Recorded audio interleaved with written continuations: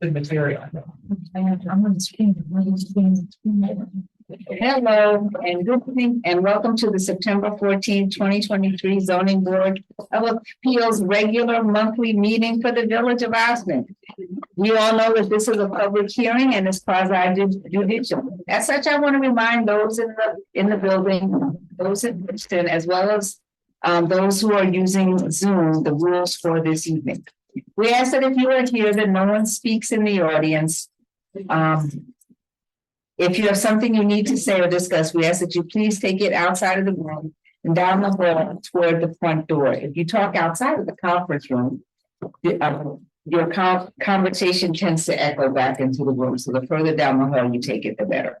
When you come up before the board, they're on the hall right now. Yeah, the conversation. When you come up before the board, you must provide your name and address. Remember, you are addressing the board. You are not speaking to an applicant or their representative. We are still using the hybrid format, and the public will continue to have the opportunity to see and hear the meeting live through Zoom and provide comments during the appropriate time. In order to participate, please do the following. Members of the public attending online via the Zoom app may use the raise hand feature at the appropriate time if you would like to make a comment. The feature is located at the bottom of the screen. Those attending via telephone can press *9. The meeting host will see that your hand is raised or that you have pressed *9 and will unmute those waiting one at a time so that you can speak. Comments can also be emailed during the public hearing to the Village Planning Department at PLAN, P-L-A-N, at villageofosning.org. PLAN, P-L-A-N, at villageofosning.org. The meeting will be recorded and a transcript of the meeting will be available at a later date. In order to keep this meeting orderly and ensure we get a clear recording, I'm going to ask that we use the following ground rules. When you're given access to speak, please state your name and address. If you are speaking during the public hearing, please limit your comments to the matter which is the subject of the hearing. If any speaker is inappropriate, they will be immediately cut off and access denied. Board members, I will call on you one at a time to speak to avoid everyone speaking all at once. For voting purposes, we will use roll call voting for board motions, and this is to ensure that the record is clear. So at this point, we're going to do a roll call. To kick things off, when your name is called to the board, and please indicate that you are present. Thank you, Chair Cheetah. Michael Spall. Present. Robert Ryle. Present. Olga Montez. Present. Brian Grano. Present. And Chair Marlene Cheetah. Present. Also with us tonight is Maddie Zahaj, the Assistant Village Manager, Joseph Agostinelli, the Building Inspector. I don't know if she's on Zoom, Jamie Kane, our Board Secretary, Linda Whitehead, our Land Use Attorney. With all of that being said, we are ready to get started.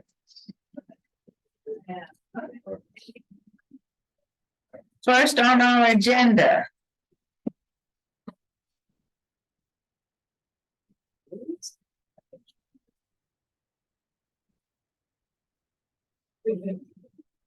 The approval of the minutes from the July 11th, 2023 meeting. If everyone on the board has had an opportunity to look at those meeting minutes. Yes. Yes. May I have a motion to approve the meeting minutes with any necessary corrections? So moved. Seconded, Olga. If there's, we don't need to do. If there's no objection to wait, now I just. All in favor? All in favor? Aye. Right. Aye. Motion carried. Meeting minutes are now approved. New business of the board, ZBA 17-2023, 24 Snowden Avenue. Jonathan Quintazaka, and I know I just messed that up. Come on up. Good evening. I'm Nicholas Williamson. Good evening. The microphone's turned on, there's green light on the top. Green light. It's not, fully not, the button, would you? Yeah. There you go, now's the green. No, it's not. It's on now. It's. Yeah. Yeah. Yeah. Go. Right, if you could give your name and residential address. Yes, my name is Jonathan Kitusaka. I'm from 24 Northern Avenue. Well, that's the property. And you have Mr. Williamson here as well. Yeah, Williamson is, it's on. Yes. on the- Good evening. Good evening. So our applicant is seeking area variances for rear yard and side yard setbacks. Yeah, For what- construction of a rear yard deck and staircase.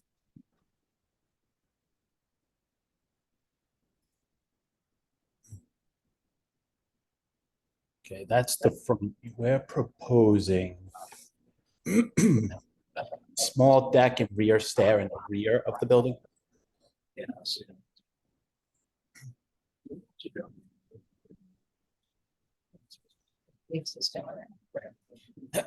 Yeah, so that's it. That's the rear of the building. This one in the rear of the building. Okay.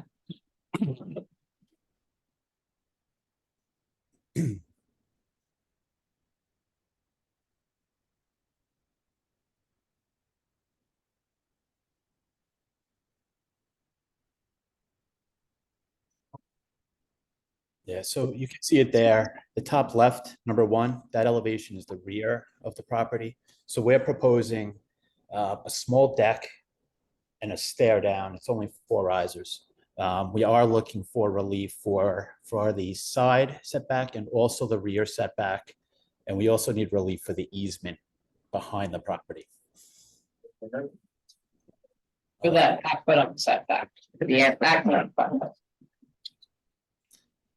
Yeah, it was non-conforming. We removed a large deck, so this is improvement. There was a large deck that actually extended over the property line, so that was removed, and we're proposing this instead. You want to sort of speak about the. Right. Also, if you have a plan that shows the original deck, that was removed, so you can see that it's on the survey, and then you can see where the new deck is going to be.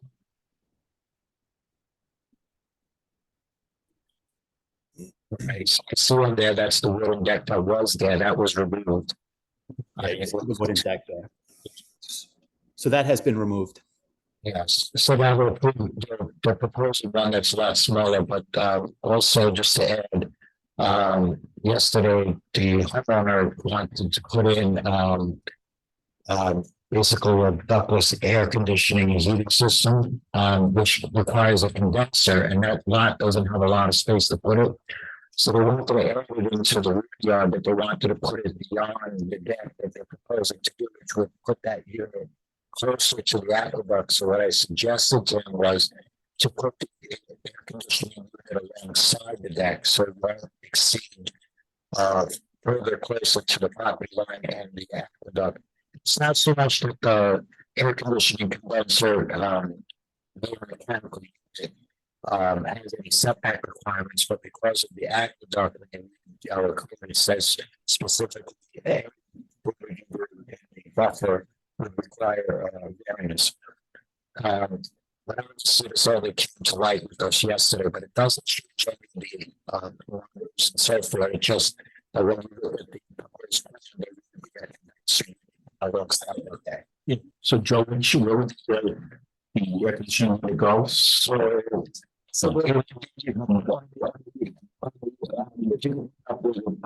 because I'm sure.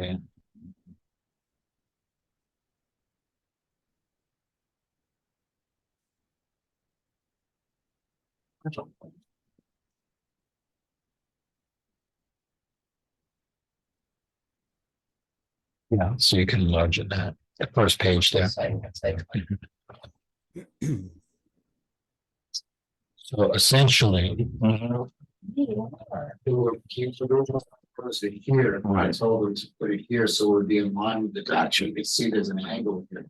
So essentially, the deck would be actually closer to the aqueduct than the unit itself. So it's not a short code. It's not a Okay. So would your recommendation be that it would be a condition that updated plan be submitted if you were more inclined to vote? Variances, what we can ask them to do as a condition, just to add that onto the plan and then submit it for the, just to put it in the record for the zoning board.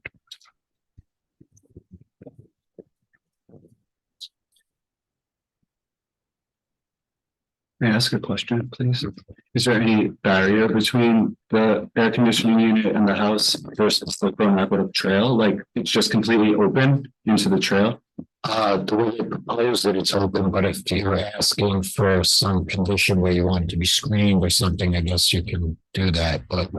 Well, I would ask that question.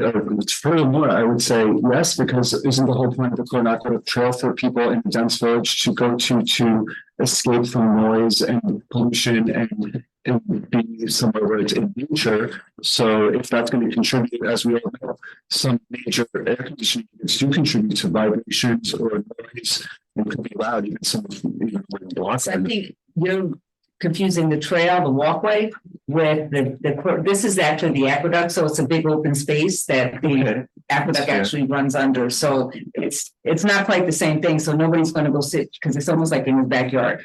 That's fair, that's Okay, fine. trail is different, the trail actually goes on the other side. Although you have to require them to bring us a shrubbery. Got it, okay. So yeah, if it's not necessary, then that's great. Yeah, this is just one big open space that actually the aqueduct actually runs. Okay, great. If it's not necessary, then it makes sense. Right. Excellent question.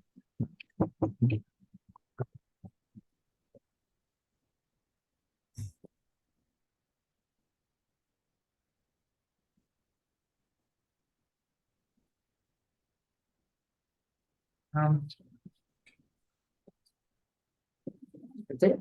Well, that's all. I just came here to, hear the decision. I'm just checking before we move forward. Okay, any other questions from the board? I think there's no. There's not other questions from the board. May I have a motion to open the public hearing? So move, Seconded, Mike. If there's no objection, the public hearing is now open. Is there anyone in the building to speak on this matter? Is there anyone on Zoom to speak on this matter? If you're on Zoom and you have a comment on this public hearing, you can raise your virtual hand and I will give you permission to speak. Also a request for the board and folks who are speaking in their microphones, please speak a little bit louder. Okay. See no one on the public hearing. As there is no one to speak on the public hearing on this matter, may I have a motion to close the public hearing? so move, Seconded, Olga. If there's no objection, the public hearing is now closed. Let us go through the. Okay, we'll go through the factors for the board's discussion. So as you know, in making your determination, you're supposed to consider the benefit to the applicant is weighed against the detriment to the health, safety, welfare of the neighborhood and community. So the first factor to consider in making that determination is whether an undesirable change will be consistent with the character of the neighborhood or a detriment to nearby properties will be created by the granting of the area variance. I don't believe so. Being as it's not part of the aqueduct trail, people aren't going to be seeing what's being done in the back, correct? And I think they're just replacing the one staircase with another, and it's going to actually come out less. I actually think the trail probably is. We're gonna pull up the maps. Yeah. Super duper short. But it's an area where the trail goes through, where the homes are very close to it. It's not a real natural environment.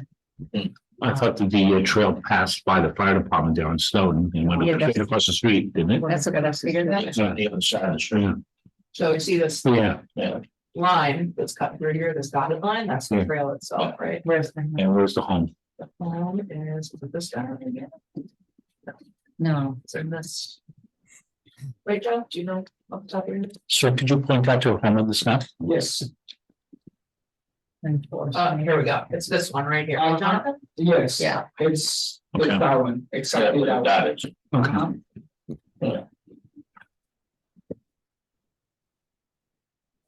So for those who are unfamiliar, this section of the Croton Aqueduct Trail doesn't look the way it does in other communities. It's basically just, as I think the chair said, just sort of like grassy open space. So it is, to Brian's point, traversed by folks as they're heading in and out, but it's not like a quaint trail setting. It's generally just an open field. Isn't that like right near the firehouse? Yeah. it's right across the Across street. the street. So. There, And behind that, there's just a big lot yeah. behind it. Yeah, seems just. We can share. Well, it's right here, so that you can. Yeah, but that's my one. Wow, it's a good problem. Okay, so the question is there a detriment? I don't believe so, no. And this is smaller than the ones previously there. Right, and especially if it's a ductless air conditioning unit versus a main house air conditioning unit, which is much larger. I'm not too sure which one they're proposing, but Do we know? I don't know. That was there, right? HVAC, the same for air.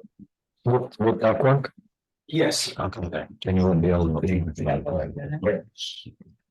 Was that loud? Not particularly. It's okay.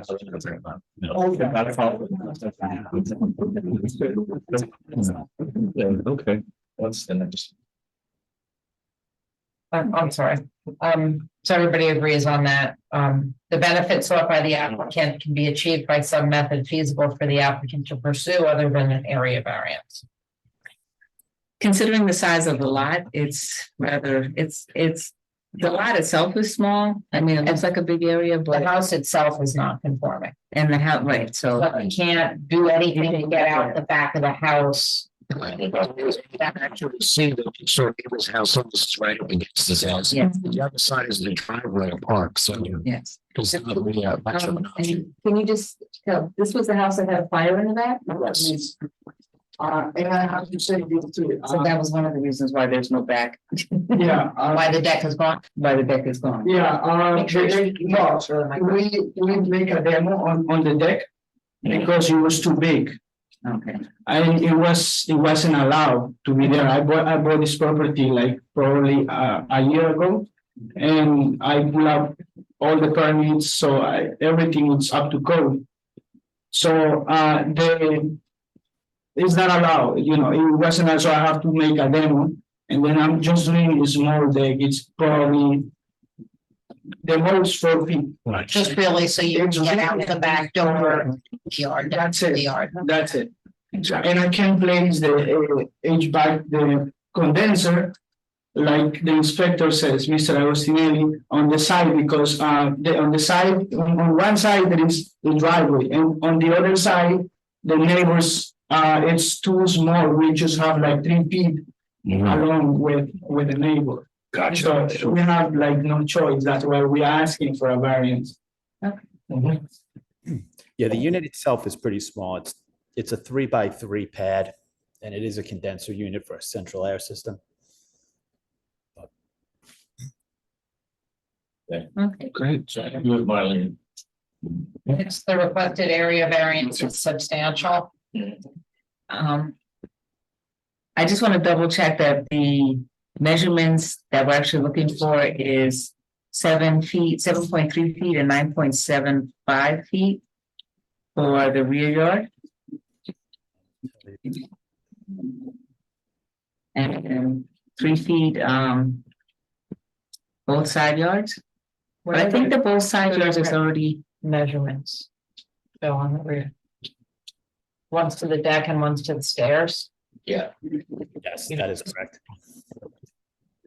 Which you really just need the bigger one. I mean, it's right. The bigger ones, because you can see that the property is got an angle, so you probably took the measurements of both sides of it. 9.75. it's really 9.75. Gotcha. But he has both side yards and one side yard. Are we doing both side yards, 3 feet, both side yards? So the rear He wouldn't need the driveway side, then the other side. well, it's existing non-conforming, you're adding to it, Gotcha. so that's why you need the side yard. Okay. You're adding something within the side yard, because the house, you know, again, you can't put anything there without it. Yeah. Should be under conditional variance for the aqueduct, right? Because it's the side yard. Yes, but that it's also, it's for, extending into the 25-foot buffer. Yes. So, So I have to, so So now we're back to the requested area variance substantial. and I'm, Yes, in number, but. yes in number, but it is truly, it's already existing non-conforming, so. And I do think that what they are proposing is smaller than what was there originally, so, you know, the requirements and the conditions for the lot size itself. When you look at the existing conditions, it's only 1,900 square foot lot size, so anything is going to be outside of. Everybody agree? Yes. Proposed variance will have an adverse effect or impact on the physical or environmental conditions in the neighborhood or district. I don't think so, no. It's small, what's being added is small. Right. And the alleged difficulty was self-created, which consideration shall be relevant but not include the granting of the area variance. This is, it really results from the location of the existing house. And I believe that, you know, he did take into consideration that what was there was non-conforming and did not have a permit, so he did take it down. So coming to get things straightened out was Right thing to do. the right thing to do. Exactly. Cool, yes. Okay, so that's sort of the review of the factors. So now if you want to proceed to vote on whether based on those you're willing to grant the variance. So, do we have to make a motion that adds changes because of the condenser?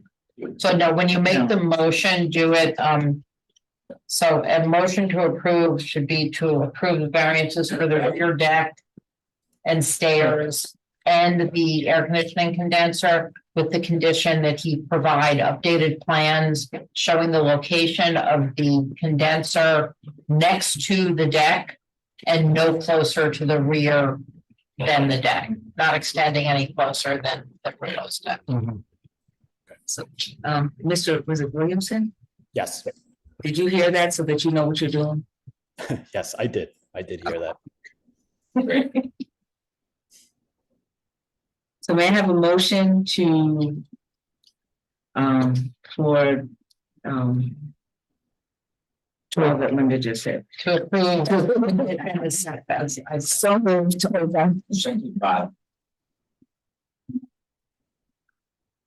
Roll call. Roll call. Michael Spall, Yes. Robert Durayo, aye. Olga Montez, Hi, Brian Grano, Aye. and Chair Cheetah. Aye. So with the conditions set forward, this will go, The variance is approved, so now, you still have to get your building permit. but we're gonna do it until you get Work with your. Joe.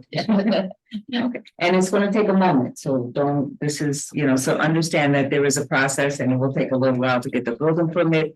But understand that, you know, all, everything that has been outlined should also go through the building department. And a condition of the resolution is the updated plans, right? Yes. Yeah, that's Correct. Okay. Oh,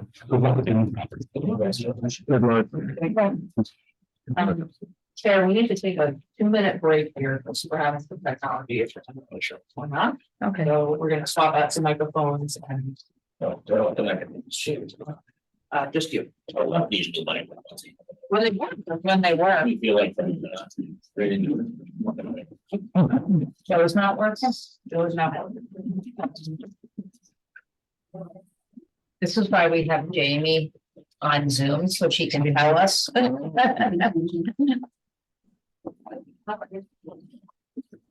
So Bob, did you use the patient tag system? You put a tag on each of the victims today at the ferry? Yeah, when that. So yeah, the one you can put the ankle or, you know, give everybody. That's the 2 hours to figure it out. No, I've done this some work before. Before you do anything, anywhere. Yeah. Thank you. Thank you. Thank you. Williams, if you're, Thank you. Have a good day. good night. I'll be back. Yes. We are back. Next on our agenda is UBA 18-2023, 52 Narragansett Avenue. Babu Ben Katesh. Yes. Donald is an architect that patches 252 South Highland Avenue. Building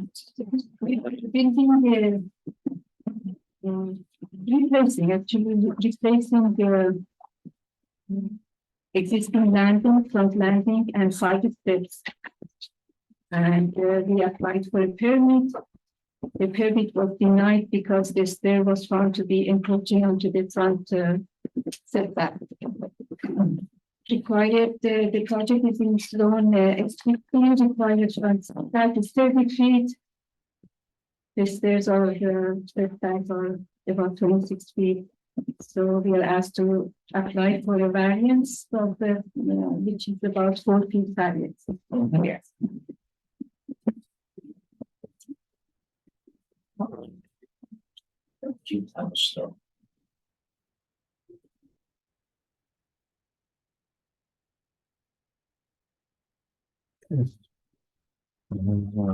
Four, okay.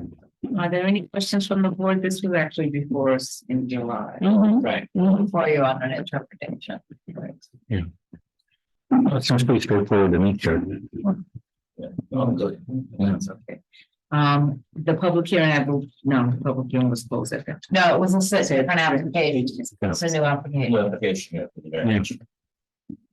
So may I have a motion to open the public hearing at this time? So moved, Second, Brian.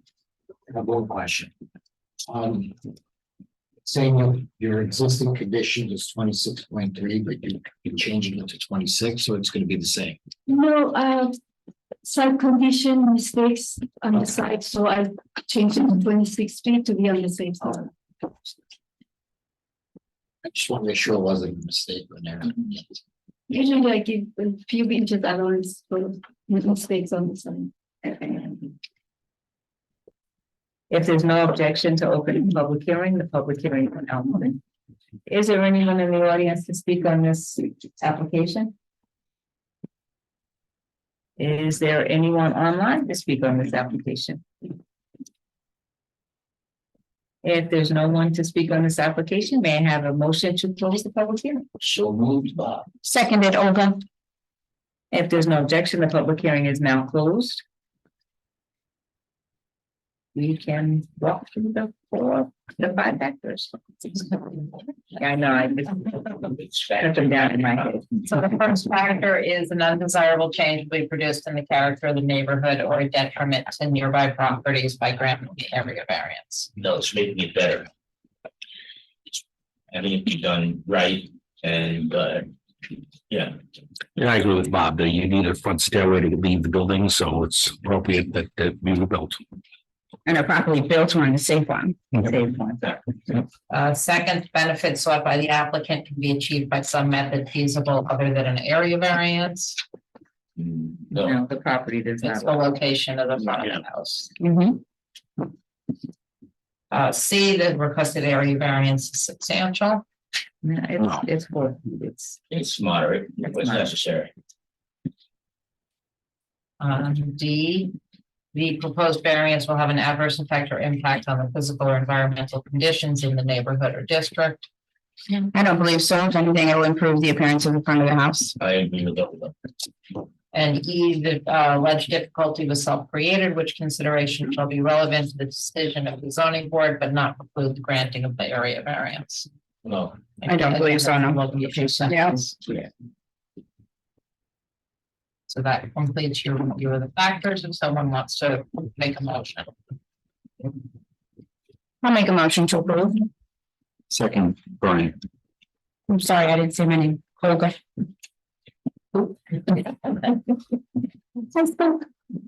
We have a roll call vote. Michael Spall, Yes. Robert Ryo. Aye. Olga Montez. Aye. Brian Grano. Aye. Chair Cheatham. Aye. Motion granted. Please wait, as we say, for the building permit before you start construction. And that will take a moment. It will, so. Once you get that, we can move forward. Have a good, congratulations. Have a good night. I love those stuff.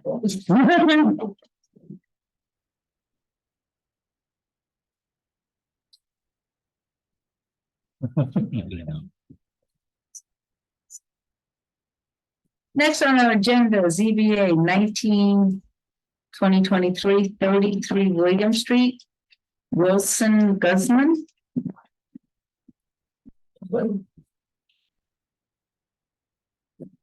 Mr. Arango, I believe, is the architect on this application. Should be on his way over.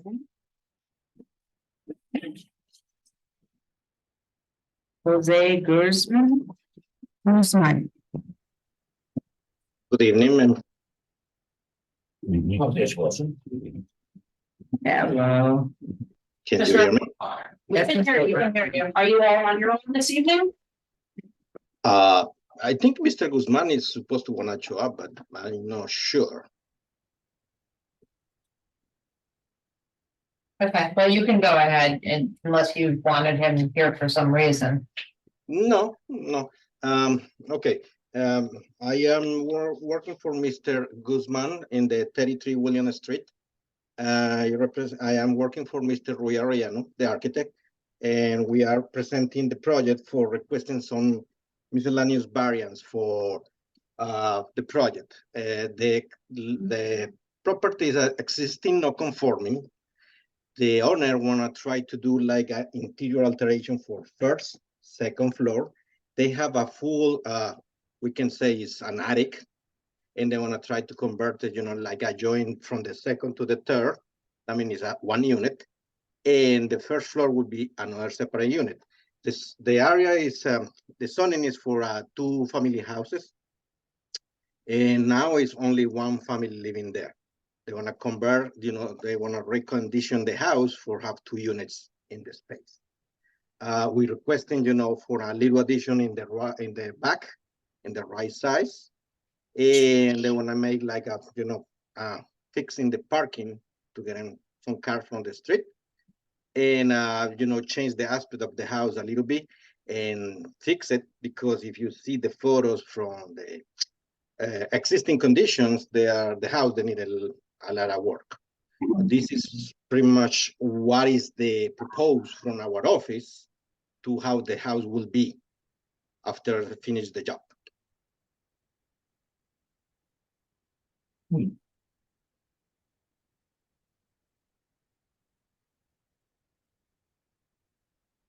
This is like a little, 3-dimension drawing. This is the existing house. If you see in the photos, the house need a lot of work. And that is we can try, we try to do is, to fix it, the things and clean up the property and make the house more accordant with the neighbor. So, Mr. Williams, this is Mike Spall. Could you point out on the renderings, the drawings, what additional features are being put on the house? Excuse me. Can you repeat it? This thing is, Yeah. tell us from that plan, for a second. Okay. This is Mr. Arango. I'm sorry, Mr. Ranko, I'm sorry. It's a 1-story addition in the back where there is nothing today. Yes, And- if you see in the plan, Addition over currently 1 story. Right. if you see in the photos, the attic, or we can say the 3rd floor in this case, is in the same height, it's a full height space. They wanna, recondition to have, with the insulation on all the finishes. And, what is the requirement from the town, we needed to do, but pretty much we wanna make like this is basically, we are make the same style of windows, same size of the siding, fixing the roof with the same, style of roof, and make the condition of the deck in the back, and, fixing a couple things they needed to be fixed from the aesthetics of the house.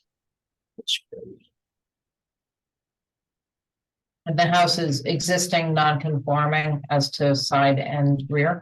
Side Yes, end. it's an existing non-conforming. Yeah. Can you just put, you said that there's parking? Oh, One second, can you put just the zoning worksheet up, because I'm not sure what the description that's on here doesn't seem correct. Because he wants a front yard variance also, but I don't think that's on the description. it does, it says. It's not. Because it's a corner lot, Right, it's on there. but I want to make sure that that worksheet because it's not in the description here in the CBA. Yeah, he did 24.89. Or just because it is a corner, I say he did. So it you're as a saying that's side. what's being asked for, but what would? No, it's just it's not noticed, and it should be fine, but it's just in the description, it doesn't say. Okay. He also has one side yard, so I'm guessing that. Well, he already made the variance in both side yards because the corner property has two front Front yards, yards, one side and yard. one rear, Right. so. There may be an issue with the notice. Was not noticed as a front yard variance. I have a question. Are we only doing, are we doing a use variance? No, there's no use No. variance, it's a two-family zoning district. Okay, It's in a T-zone district. okay.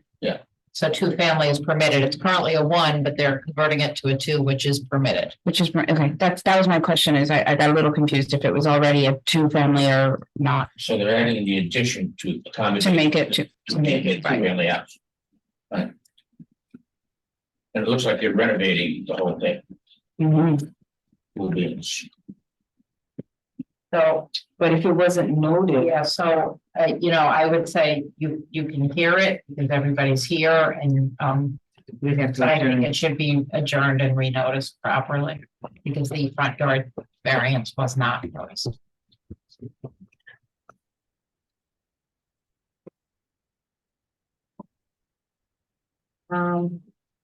This does says requires an area variance for the side yard, combined side yard and front yard setback. I see side yard, combined side yard and rear yard. Is what the agenda says. But So the referral letter has it correct, but the agenda, which is what was noticed, is missing a reference to front yard. And on the worksheet, he has it correct, it's just that it hasn't been. Okay. Well, the notice was sort of. when we don't need to. So we know- Renotice, right? You know, they do because they need to tell the it needs to be Needs noticed to the to be public. noticed that there's a front yard setback variance. Okay, that was not noticed. What is it, two front yards, just one? So it's only one. It's two of the- There are two because it's a corner lot, but they only need a variance on one of them. And that's what it indicates there. It does not need a variance on William because they're not changing anything on that side. That's existing non-conforming, but they're not adding anything in that part of the front yard. It's existing non-conforming on Edward and they are adding new construction within that front yard setback. Okay. Okay, so. So do you need a motion? Well, I mean, you can, since you're here, you can hear it, you can ask Ask any any questions, you can see if there's public. You just can't vote, so you will have to adjourn it and Okay. renotice it, but. We can try to keep it moving by, we could even have a draft resolution prepared depending on. Sort of how the board indicates. All the steps and everything again next month. You're gonna have to open a public hearing again and vote. We'll have to go through all the steps and everything again. You won't do it What tonight. steps are there? You won't do Do it it tonight, tonight. You can't Oh, go. good. okay? But I think that if they're here, you should ask the applicant any questions and see if there's any public here tonight, because the application was noticed. So my only question was, and on the plans, is there parking on the property itself? For Yes. the correct number of cars? Yeah, 1 second. If you go to the page CBA -1, Okay. Yes. Well, the one in the back, you see the area, existing asphalt driveway, that is the parking they have now. So is it gonna stay as parking? Yes, Yes. How many spaces is there? we calculate for 4 cars.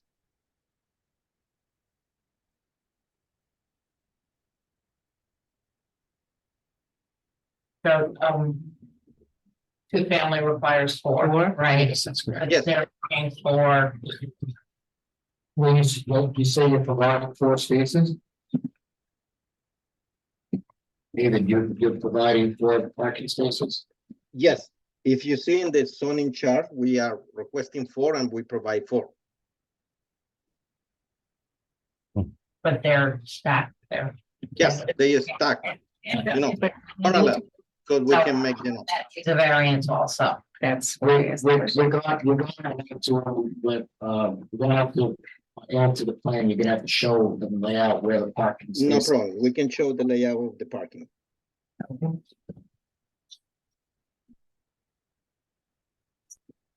So does that require another? So, yeah. Include that when it gets renoticed. So Joe, you'll work with him to make sure you have what you need. Yeah, David, if you want to, come over to, we want to discuss it tomorrow, we can straighten this out, and so it's sort of fair that it is. No problem, Mr. Agostinelli, we can do that. Just so that they can, I mean, does the board have any issue with tandem parking in this instance? For two families? No, I don't think so. I just wanted to make sure that it was clear that that's, you know, that's what it was going to end up being. But it should be noticed, it should be said that way. Yeah. It's not unusual for a home. Right. that Right, Cars are tandem in a driveway. you will figure it out. We need split. All right, if there are no other questions from the board, may I have a motion to open the public hearing? So moved by. Second, Brian. Is there anyone inside the building to speak on this property? Is there anyone on Zoom to speak on this property? May I have a motion to adjourn the public hearing? So moved by. Second, Brian. And may I have a motion to adjourn this application to our October meeting? Motion to adjourn, Olga. Second by.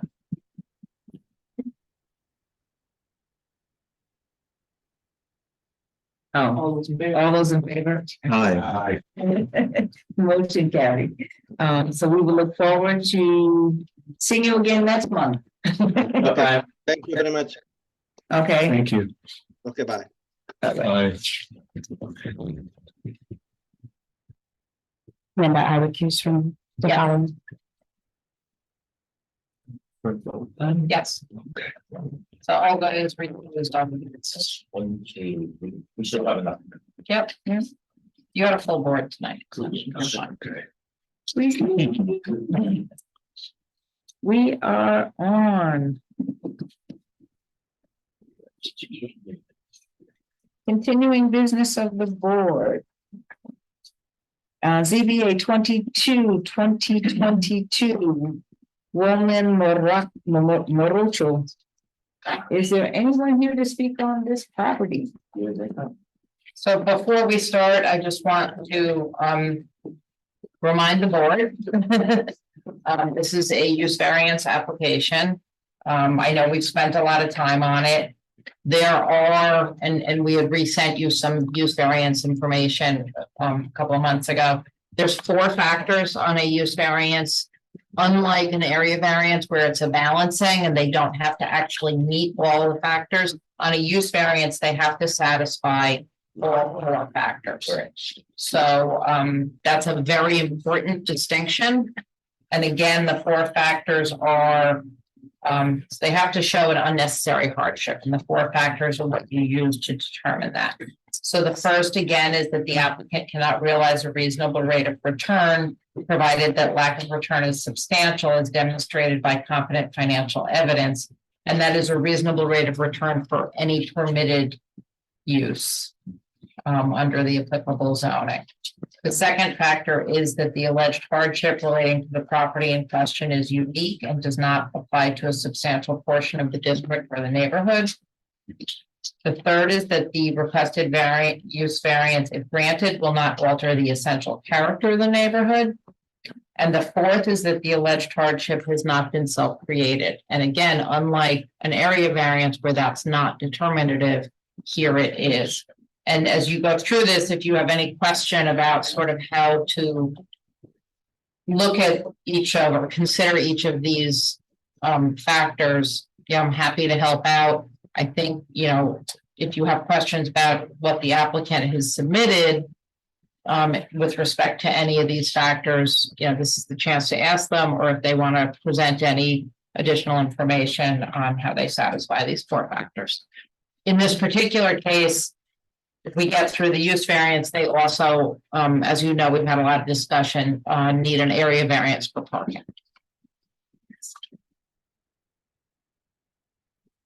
Good evening, everyone. This is Joe Greenberg from Architectural Visions, and this is Luann Maracho, the owner of the property. And at the last meeting, there was several things that the board asked us to address. I think we have our attorney, Joe Charbonneau, unfortunately had a conflict, so couldn't be here tonight. But he did submit a new memorandum of law, basically addressing all the items that Linda had mentioned. We also had our parking planner go out and do some more checking, especially during the weekdays and weekends, which is again what the board had asked us to do. We had verified from our real estate agent the rents that are available in this area for a 2-bedroom or a 4-bedroom apartment. So I think if you ever had a chance, we submit all that back at the deadline, so that if there's any questions, we can certainly answer them. But just to go through them very quickly.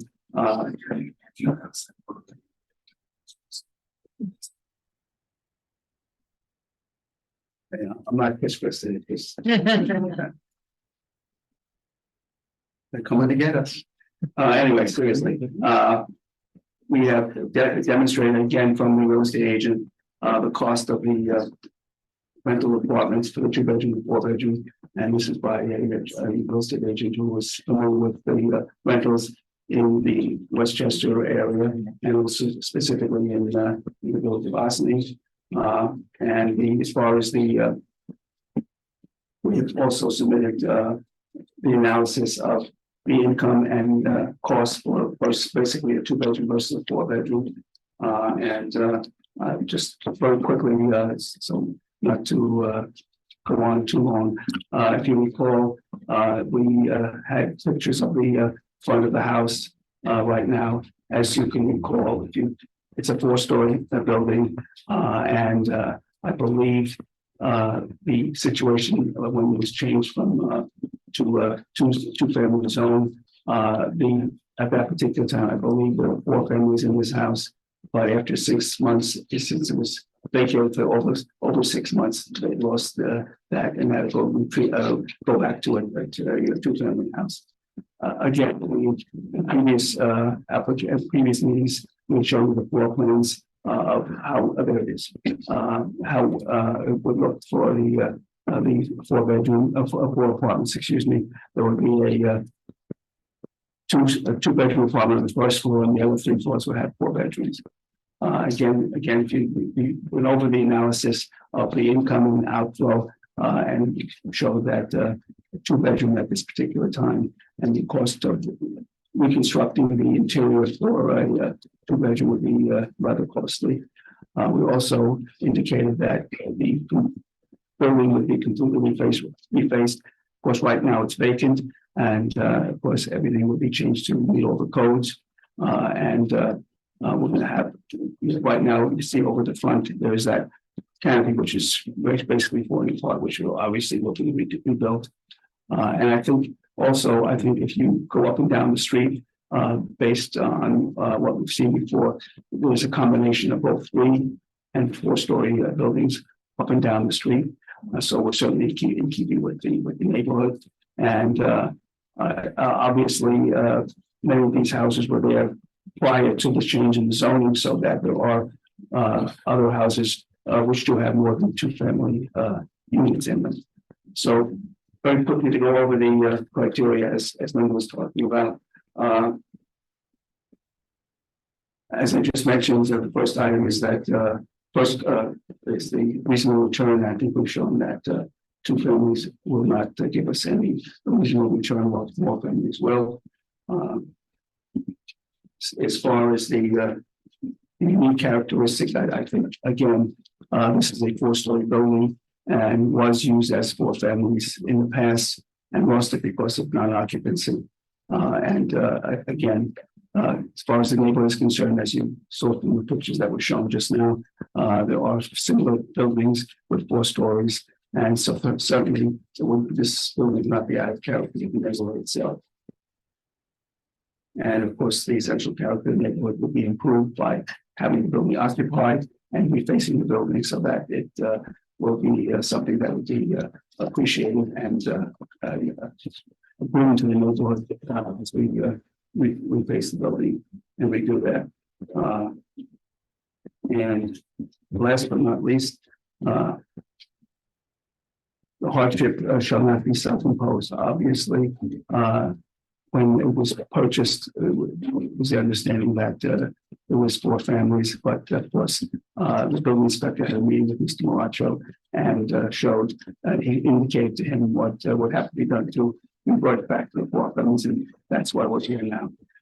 So I think, again, we've been here several times, and I think we've shown that this will be a big improvement to the neighborhood, and also the fact that our planner who did the parking analysis has indicated that and almost every time that he went out to do the checking, whether weekends or weekdays, he found at least 4 empty spaces every time.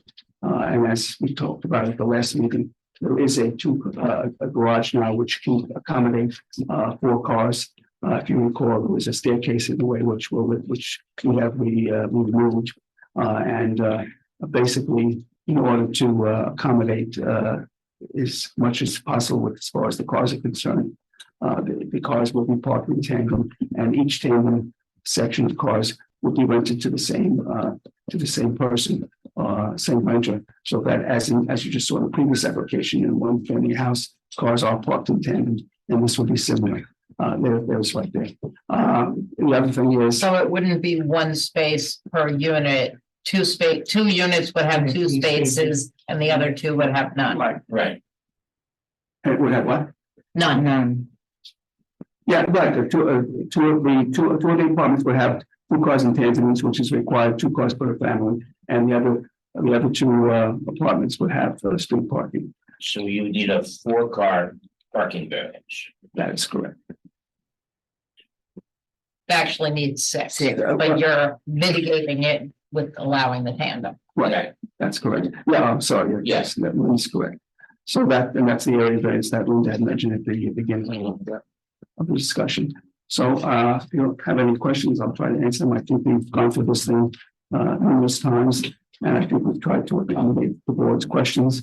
And again, I think as you can see from the pictures in the neighborhood, this certainly would be one of the most attractive houses, units, multifamily houses in the neighborhood, and would certainly be an asset to the community.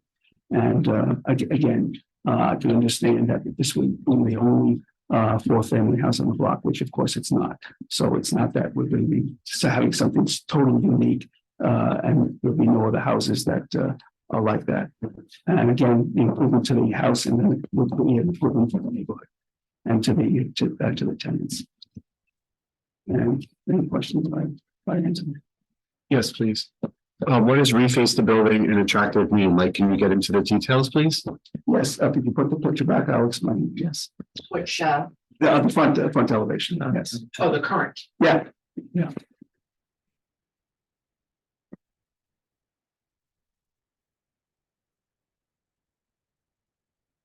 That's what it looks like now. That's what it looks like now. And as I mentioned, the first floor there, which you see those two windows, that would be changed completely.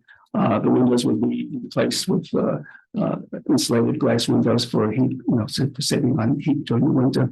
And obviously, that whole first floor area would be redone with stucco and another entrance on into the first floor apartment. The concrete block that is the rest of the building would be cleaned up and obviously cleaned to look neat and nice. And if you go down to the roof, one more, go down a little bit more. Yeah, and the upper floor there, of course, would be stucco, which will also be refaced, so that the building would be an asset to the neighborhood. And of course, the roof, any shingles would have to be replaced because, yeah, well, I mentioned yes, and of course, all the windows were replaced with windows that are insulated glass. So I think we've proven to the board the need for it, and also I think the fact that this building will be refaced. Oh, also, to the right of that is where the two-car garages that would completely be refaced with attractive new overhead doors for access into the garages. So I think that basically overall we've tried to answer all of the questions and concerns of the board. And again, I think this will be a big asset to the neighborhood. Just curious about the fence or gate above. Is that safe? Yeah, well, actually, I have to thank the building inspector for that. That actually, for one of the apartments, that's going to be completely replaced because Joe had mentioned the fact that we have a flat roof there, and so we'll be able to have at least one or two of the apartments to have a deck, so they can actually sit outside. So that's another asset, and we'll obviously replace that with a leak fence. The one that's there now is obviously not. So we'll. Is there a fire escape for the upper floor apartments? Yes. If so, where is it? In the back. Yeah, if the problem will take. Anything they do would have to meet code. I didn't see it, so. That's why I asked. It's been a little while since you started this presentation several months ago. Could you just go through the financials one more time, just walk us through the numbers? Yes, in other words, that to come up on the screen. I think the board had previously indicated some questions and some things that maybe shouldn't be in certain columns or shouldn't be part of the comparison. There's a lot of work that needs to be done with this building, no matter what you do with it. Correct, absolutely correct. And you see in the upper left-hand corner is the rate for the particular apartments. 3 4-bedroom apartments, 1 2-bedroom apartment. And then if you look down further, the next directly under that is the rental schedule for the rentals and the total income for the rentals. And then below that is the cost for basically, electric, heating. So on the right-hand side, if you renovated just 2 bedrooms, you'd be losing $30,000. Is that correct? And also one thing that the board asked, I apologize, forgot to tell you. We did have, I think the board had asked to have a talk with the local village assessor to find out what would the assessment be or the taxes would be for two apartments versus 4 apartments. And he said because of the square footage and the volume, which is not going to change whether it's 2 or 4, that the taxes would still be up there and there would be very little difference. Even if the rents were the same, because it's based on an income approach, so that doesn't sound right. If you're showing the rents the same for the apartments, whether they're a big 2-story apartment or a 1-story apartment. And that's something that the board had raised before also. Whether, the bigger apartments would rent for the same amount as the 1-floor apartment. These are just questions the board was raised previously. You're right, the question was brought up. And again, talking to our real estate agent, basically the amount of rent of 2 apartments versus 4 apartments. Because like you said, each apartment, if it's two family, would have to have 2 floors. And again, construction wise would be a lot more, but basically the real estate agent indicated that, Let me see if I you couldn't get much more for the apartment. Well, they said there weren't a lot of bigger apartments to use. That doesn't necessarily mean it Exactly. couldn't rent for more. Yeah. I didn't say that it wouldn't rent more, but I said it's not gonna be to the point where it would be to the point where we're able to, So let me see if I understand what you're saying. That didn't, this letter does not, Maybe not. I'm sorry, Bob. Go ahead. You sure? Okay. I think what you're telling us is that the increase in rent you would get from a larger duplex wouldn't offset the amount of cost of making it a 2-floor apartment with the staircase and whatnot. Is that what you're saying? basically, yes. Okay, but that's not in your financials, like you. That's didn't not give what us- that says. That's not what that That's not says, in- that's, I think that's the question that we asked before, that you need to show us. But I did. No, the rent the same. Right, so you showed us on paper that you would rent those apartments at the same cost, and that there's no financial showing what the cost of doing that construction, how that would offset or not. It's not feasible to do that with the construction cost, so we don't have that information. But, wait, Yeah, that's exactly the so, point. so you're telling us, but we don't have it. Right. We don't have, and that was one of the questions that came up before. And that's one of the questions that we keep asking, like, we need, what you're giving us as financials doesn't give us the answers to the questions that we have. So I think, because we've spent a lot of time on these financials, I think we can go through some of the other factors as well, because we haven't really discussed the self-created hardship. Yeah, before we get to that, probably, I thought that the applicant had mentioned to us that if there was 2 units in the building with a stairway from the first to the second floor to the third floor, Right. that there was no great need, according to the real estate agent, for larger apartments in terms of rent that they would get.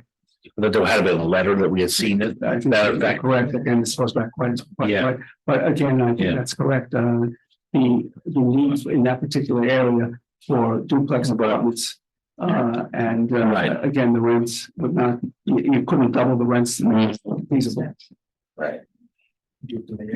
Again, you have to also look at the neighborhood too, so, and I think that's what the. It's just that a 4-bedroom is rare and hard to find. It doesn't say there isn't a demand for them. Yeah, but I think I think this gentleman was just talking about, the, a 4-bedroom a single floor versus a 4-bedroom, if you had to go to 2 apartments, a duplex, which I think in that particular neighborhood would be. Right, but once again, you're saying things to us, but there's nothing in writing from anyone that can. So say, right, so like.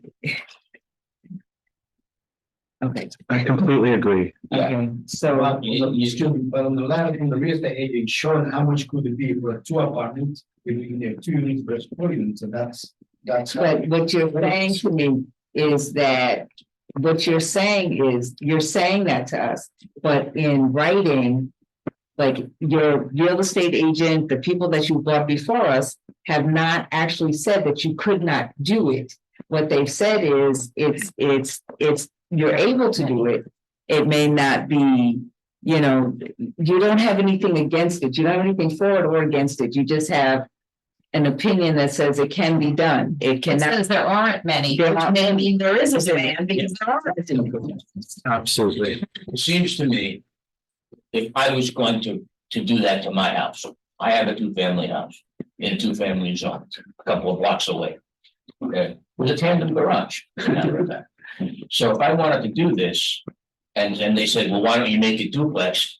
I would go to my builder and say, John, what's it gonna cost me to make a duplex out of it?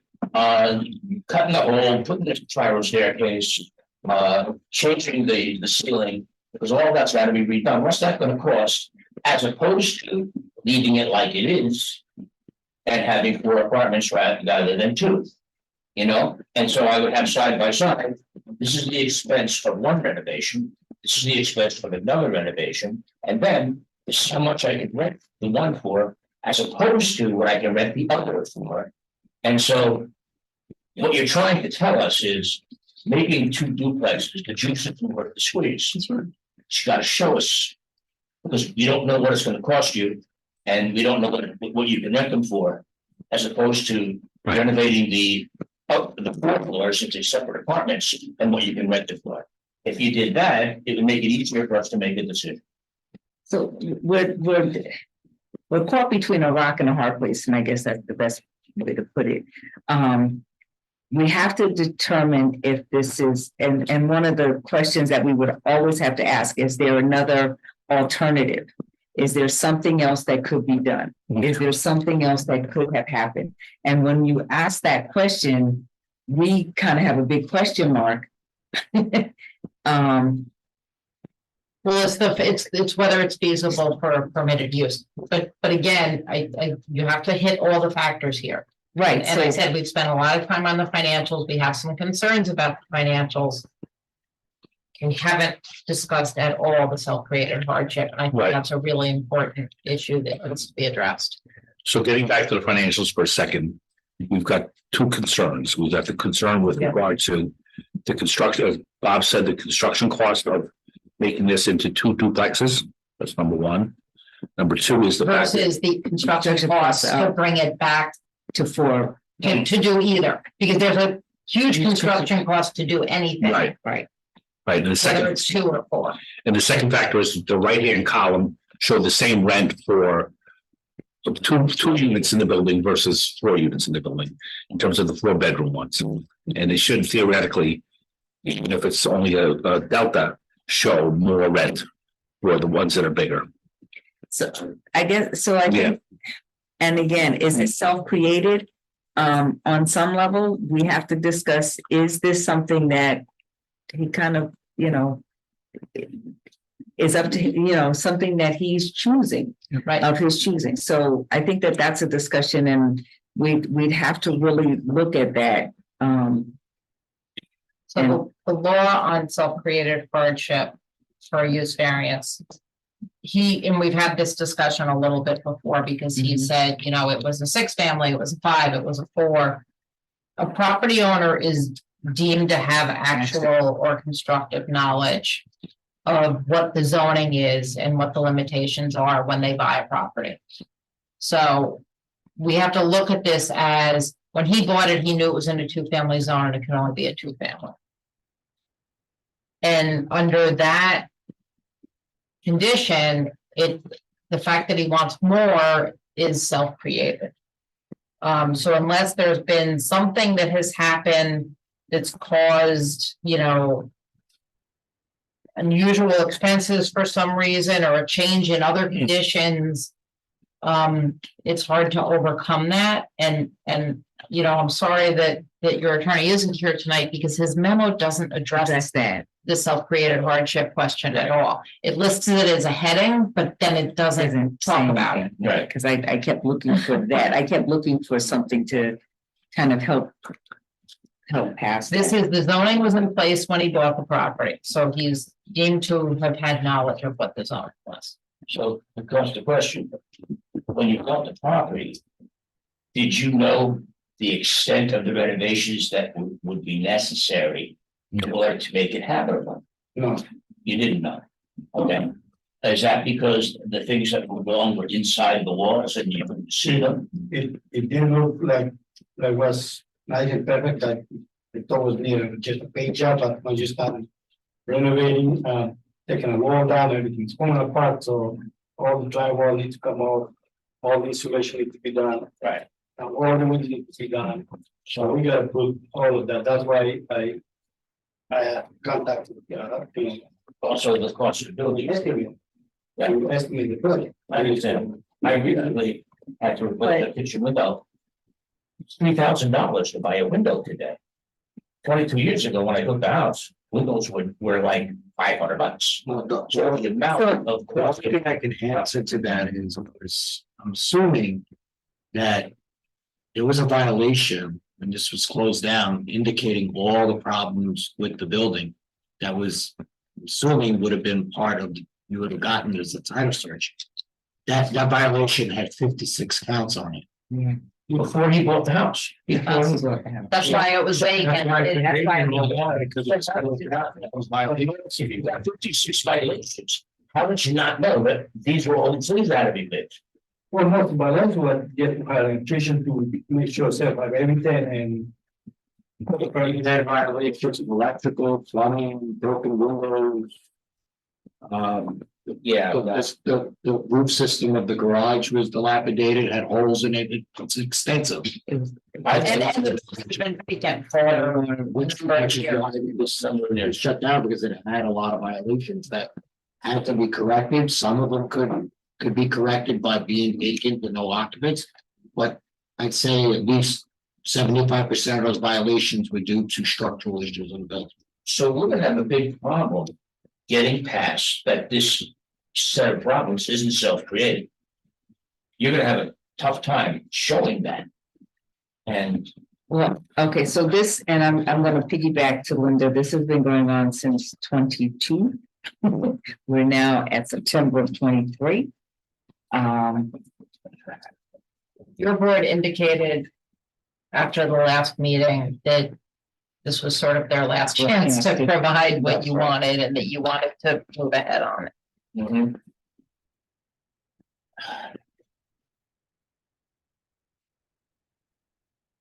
Well, just to reiterate what I said before, I mean, the whole idea is to improve this building and make it attractive and good part of the neighborhood, and I think that has to be taken into consideration. So this board has to comply with the law. yeah, I'm not saying it doesn't, I'm just explaining what our goal is. Well, and it's your responsibility or the property owner's responsibility to keep the building in compliant with the law and keep it in good working condition and make it attractive as a law-abiding citizen of this I community. think at this point, the information that has been submitted has been submitted.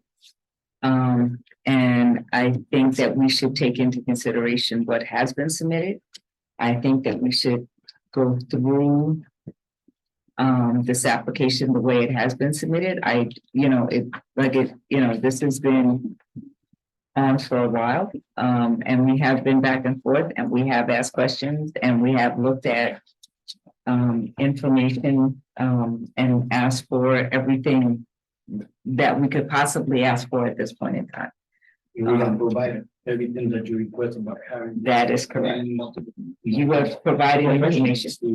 Given that information. You have provided information. So I think that the public hearing at this point has been adjourned. Get you to reopen it. So I would ask that we make a motion to open the public hearing. so move, Second, Brian. If there's no objection, the public hearing is now open. Is there anyone in the audience to speak on this matter? Is there anyone on Zoom to speak on this matter? Seeing none, may I have a motion to close the public hearing? so move, Second, Brian. With that being said, this has been a long, drawn out application, and we have turned over rocks, discussed a few things. Understanding that going through the use variance is first and foremost before we can discuss anything else, including the parking moving forward. So I think that we should go through the use variance factors at the way they stand now. And if everyone is in agreement, we can move forward. yeah. Yes, Chair. Okay. So again, an applicant for a use variance must demonstrate that applicable zoning regulations and restrictions have caused them unnecessary hardship. To prove that, they have to demonstrate that for each and every permitted use in the zone, the applicant cannot realize a reasonable rate of return, provided that lack of return is substantial, as demonstrated by competent financial evidence. Okay.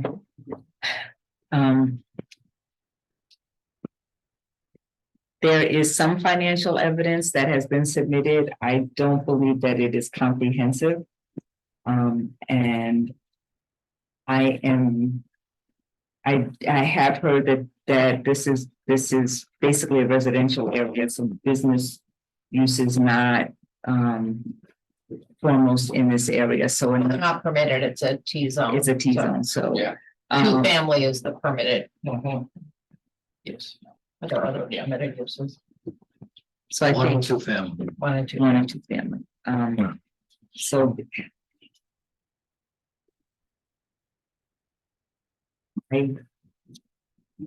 I would follow that up by saying that the financial page is lacking because of the fact that we need to have a construction rate of return with regard to construction of 2 units in the building versus 4 units in the building, and the difference in the costs. And then also the right-hand side of that financial form shows the same rent for 2 units in the building versus 4 units in the building, whereas those 2 units would be much substantially bigger and as such would draw a greater income and thus reduce the amount of loss that was put down at the bottom of the page. I agree. The amount of information provided doesn't allow us to make a decision. Or at least to make a decision on whether or not. Right. They can get a substantial return on either. Of the sets without the construction information for both. Right. So, no. And I think that over the course of the last couple of meetings, we've spent a lot of time on the financial information. So I think in the record, you've raised a number of issues about the financials. I would say that the numbers with regard to the costs of operating the building itself as proposed, as current and as proposed, look like they were pretty in line with regard to taxes, water, things of that sort. So I don't have a problem with that part of the. In previous Yeah, meetings, there yeah. were some questions about Yeah. some of those and whether they Properly, were the same, whether they should have been the same. yes. Mhm, So there were some questions about those in the past. mhm. So, Okay. Sorry, I can find out. Yeah, we questioned about the rent, we questioned about the taxes. Mhm. Water, you would think that with only 2 units, water usage would be less. Yeah, say 4 bedrooms, 4 bedrooms.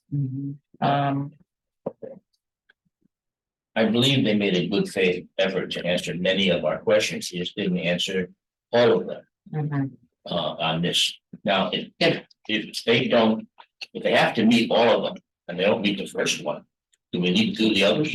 We should go through it. We should look for that. Yes. Just another like real estate broker, he had the same, if you're only renting 2 units and the rents are the same, your broker is gonna be half as much. Yeah, Right. one would think.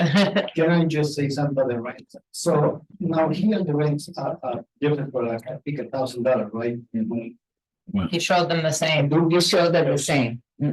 You, on paper, that's what we're saying, on paper, you show them the same amount. No, This, can. this is what you mean right here, right? I'm just telling you what you. If I look from the second floor, I'd be paying $36.50, third floor $36.50. Or if you had 2 stories. Yeah, And then here it shows on the right for them. But how much that is that? Shows $36.50 for all of the 4 bedrooms. So I can either get 1 floor for $36.50 or I Or can get get 2 2 floors. floors. And you can get the 2nd floor or the 4th floor for the same. that's what happened. Yeah. Yeah. Okay, yeah, well, that's really wrong, because that's Okay. wrong, because the only thing is with the. when I- Okay, but According to the record, it's what's in the record, so that's what we're talking, that's why we have to go by what you. Right. What we said, and We understand. we can't rent and do that amount of money, like us. In the beginning for $4,000-5,000, because the area is not people that's gonna move there paying $4,000-5,000, you gotta do this. Oh, I understand.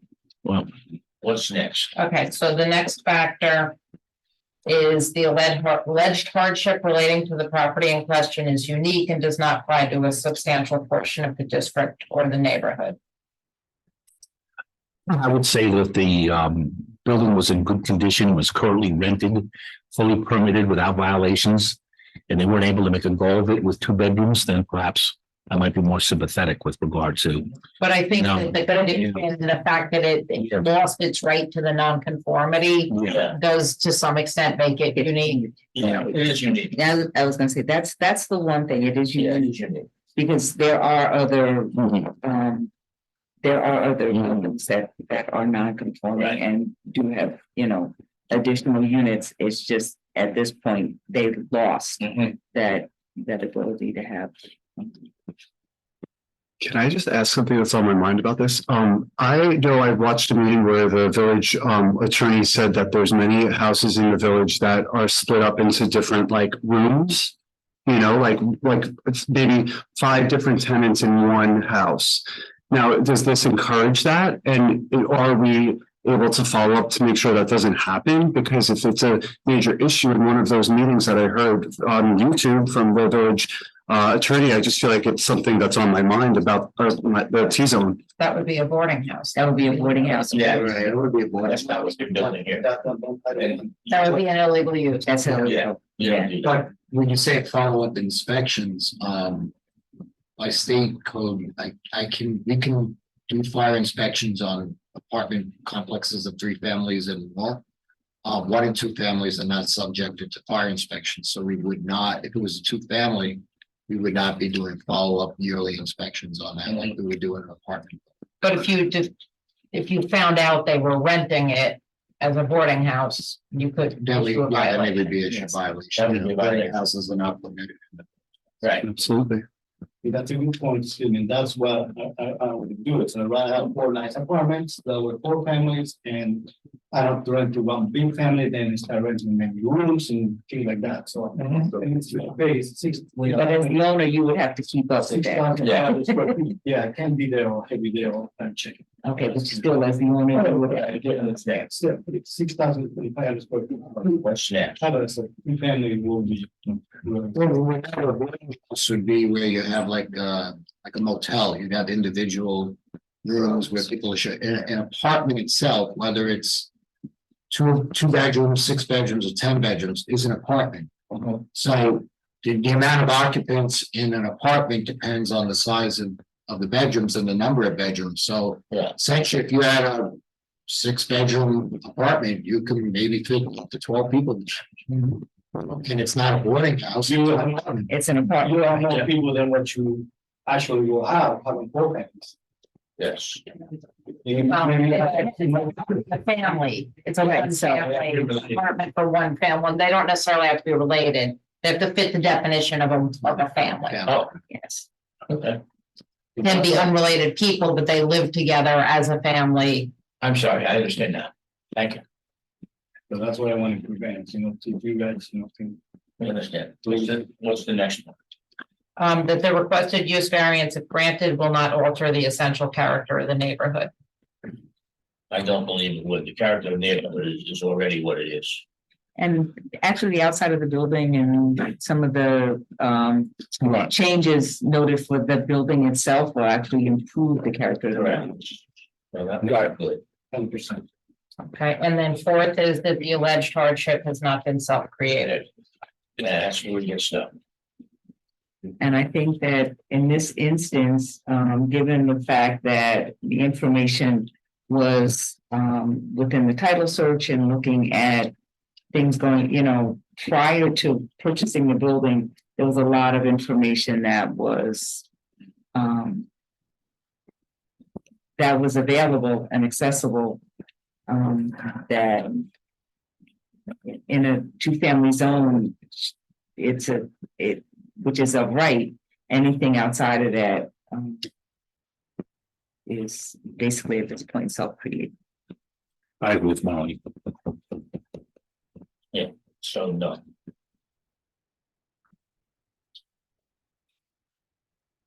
So that completes your analysis. It appears that there's 1 and really probably 2 of the factors that they have not satisfied. Again, for, use variance is very, very tough to obtain because the idea is that it's to use the property in a way that's not permitted by zoning. So it's designed to be difficult to get. Yeah. So maybe if someone wants to make a motion. I'm just curious how many votes are needed. 3. Okay. Okay, so may I have a motion to? Sure. We have a motion to deny the use variance with regard to 36 Yale Avenue, ZBA 22, 2022. We should do a roll call vote. For the reasons as discussed. The reason that's discussed, yes. I second that, Bob. Okay, roll call vote, Michael Spall, I, Robert Dwyer, All right, Brian Grano, No, Marlene Cheatham. Aye. So the variance is denied by a vote of 3-1. Do we need to have a record as to Brian's decision? That's up to him. oh, do I don't know, I don't need to speak on it. Okay. Okay. Good night. Thank you. So, and I think in answer to that question, they have a right to do 2 apartments, and 4 parking spaces tandem if that's what they choose. Well, they have to come back for their tandem. Parking. right, and it would allow the use variance. That's right. Right, it would just be the area variance. That's right. Okay.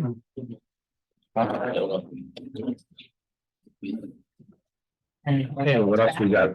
Okay, just in time, Olga, for CBA 05-2022, 16 Camp Woods. And again, this is a use variance application. Yes. Good evening, Madam Chair, members of the board, David Steinmetz with the law firm of Zarin and Steinmetz. Here once again in connection with my clients, John and Lauren Apollonia and 16 Camp Woods. When we appeared last time, we probably did between an hour and an hour-and-a-half presentation in connection with our use variance. So I'm going to look forward to doing that Come on. again.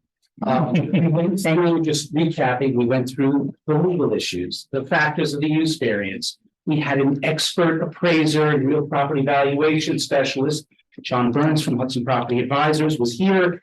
He not only submitted a 100-page analysis, but he also testified before your board. We also went through our revised site plan. We had a very spirited discussion with the board members who were present.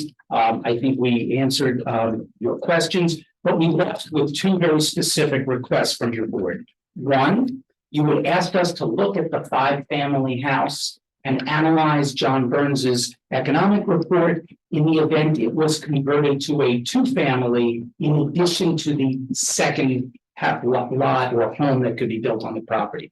We submitted to you subsequent to that meeting a follow-up letter from Mr. Burns dated May 12th, 2023, and I'll simply summarize. John went through once again the cost of converting that 5-family to a 2-family. He looked at the market and the valuation of a 2-family structure versus what had previously been done. I think he referred to it as scenario 2 with a 1-family conversion to a 1-family and a separate single-family home. Once again, he concluded that there was no reasonable return. In fact, on page 4 of his analysis, the economic model, the same as was used for the other scenarios, indicates that scenario 3 is not financially feasible, as it would result in a net loss of over $150,000. So he rejected that as a viable economic alternative. David, can I ask a couple of questions on that?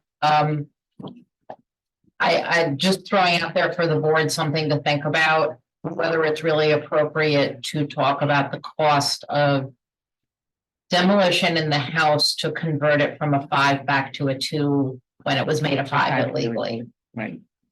So whether that's an appropriate number to be considered, I just want to kind of give the board that to think about. And then it only looked at sale. There was no, holding on to the 2-family, renting it, or anything like that. So those are just a couple of things, and maybe you want to think about that and address those, but that was just a couple of things based on that new analysis. Again, remember, we established that although it's a single-family zone, this is permitted to be a 2-family. It's not conforming to 2-family. The second thing that the board asked us to focus on after what we thought was a very productive meeting last time, where we ended having made a great deal of progress despite council's comment there. We were also asked to look at specific changes that could be made to the property, in particular, the aesthetics of the house and how to better safeguard and screen the contractor's yard, in particular with landscaping, fencing, et cetera. Subsequent to that meeting, my client retained the services of Lucille Munns, a landscape architect. She, together with Jim Anacarico of Cronin Engineering, have submitted additional material. So what we really wanted to focus on tonight, and we're happy to discuss and go backwards on the two-family conversion again if we need to. But we really wanted to focus on this evening was what John and Lauren are prepared and committed to, as we talked about last time with some of you, dress up the property, clean it up, improve the aesthetics of what has been there in this fashion for 70 years. So you're talking about the construction yard. So both, actually, I'm gonna let Jim walk us through it, Mr. Corrado. We actually submitted a landscape plan that analyzed what could be done in front of the house, as well as a fencing and landscape plan for the construction yard. Both of those have been submitted. I'm gonna turn it over to Jim. Hi, Jim Anacarico with Cronin Engineering. As David mentioned, we did submit landscaping plan. There was actually a handout, 8.5 by 11 with the proposed, with pictures of the proposed plantings and how we would also propose to dress up the front of the house, which was mainly the trellis underneath the open area of the front of the house. If everybody, could I hand you? Is this the real? It's not, it's the. So with that, yeah, Matt's Camp Woods Road landscaping materials web presentation. Trying to catch your eye, like, oh my God. Right, There it is now. so we submitted, right, this was prepared by Lucille Munns, landscape architect. She submitted this, shows plantings to dress up the front of the property. You see the trellis on the left, lower left. That would be placed underneath the open areas of the front porch or the front part of the house that are open, to dress that up. To continue to the next, we have on the top right, there would be some green giant arborvitaes that were planted basically in front of the parking for the workers that are inside the fence. So even anybody coming up the driveway, who would, they wouldn't be able to see those cars at least. You also have to remember this property is 15 feet higher than Camp Woods Road, Right. and you really cannot see the back of it from the Camp Woods Road at all. We showed bottom left corner. We show the white vinyl privacy fencing that has actually been installed at the very rear of the property. Okay. Between a residential piece of property behind us. So that's already there. That is there, correct. The middle slide there in lower middle shows coming up. We will be planting a red sunset maple right there outside the fence, and that would be the fence that separates the residential portion of the property from the construction, and the yard of the property. We'd have a road that gate, just for a second, Maddie, if we'll go back, that gate right there would be a rolling gate that would slide to open back that way. Yeah. The next slide here basically just shows there is a green area that's a nice area to the right of the driveway as you pull up. And we would propose to install some steps up to that area because it is a little bit higher than the grade of the driveway, 2 feet. For the residents of the house, picnic table maybe or something like that there, and for an area for them to enjoy. So that's mainly the landscaping improvements. Maddie, you could go to, if you would, to the landscaping plan. That kind of shows plan view where everything would be located. What about changes to the garages and, the actual construction yard? It's storage. So the landscaping at the front, basically, and then I'll get to that. Yeah, no problem. No problem. So This is actually, Maddie would be the next, yes, that one, thank you. This plan, landscaping plan shows the existing, mature trees that are on the property. There are two there to the right of the driveway. And there are a few, along the front property line. Yep, right there, those three. There are some very large arborvitaes behind those trees that act to screen the garages from Camp Woods Road. And there are, as you can see, there's a bunch of fallouts there. Maybe hard to see exactly, but there would be a bunch of plantings and, foundation plantings at the front of the house. And that red maple back where we previously had I think 1 or 2 parking spaces. We were asked to, to remove those, and we did, and we planted a tree there. So there's a fair amount of landscaping on the front of this property. Definitely a fair amount of not landscaping, but buffer existing tree coverage around the perimeter of the property, and that is shown on that plan. If you zoom out,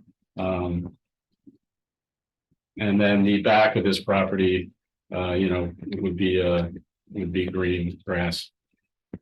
So that's it for, it's in a nutshell for sprucing up the property and the screening. It's been a while, so I'll refresh everybody's memory. There is fencing along the perimeter of this property all around. Is that nice white fencing that you showed us? That's in the back. We do have, there is chain link fence, privacy slats on the along the north property line. On the southern property line, there's also some fencing there, different types. That we are proposing to replace all that with, I believe, can't remember that. I think that's just stockade fence. She's prepared to do the white fence there. Right. Well. Yeah, we could. Okay, I like that. So. Explain the garage. Yep, sure. Yep. If you could go to the site plan, Maddie. So the site plan shows the existing conditions on top. And as you can see, there's the garages towards the back green part of the property.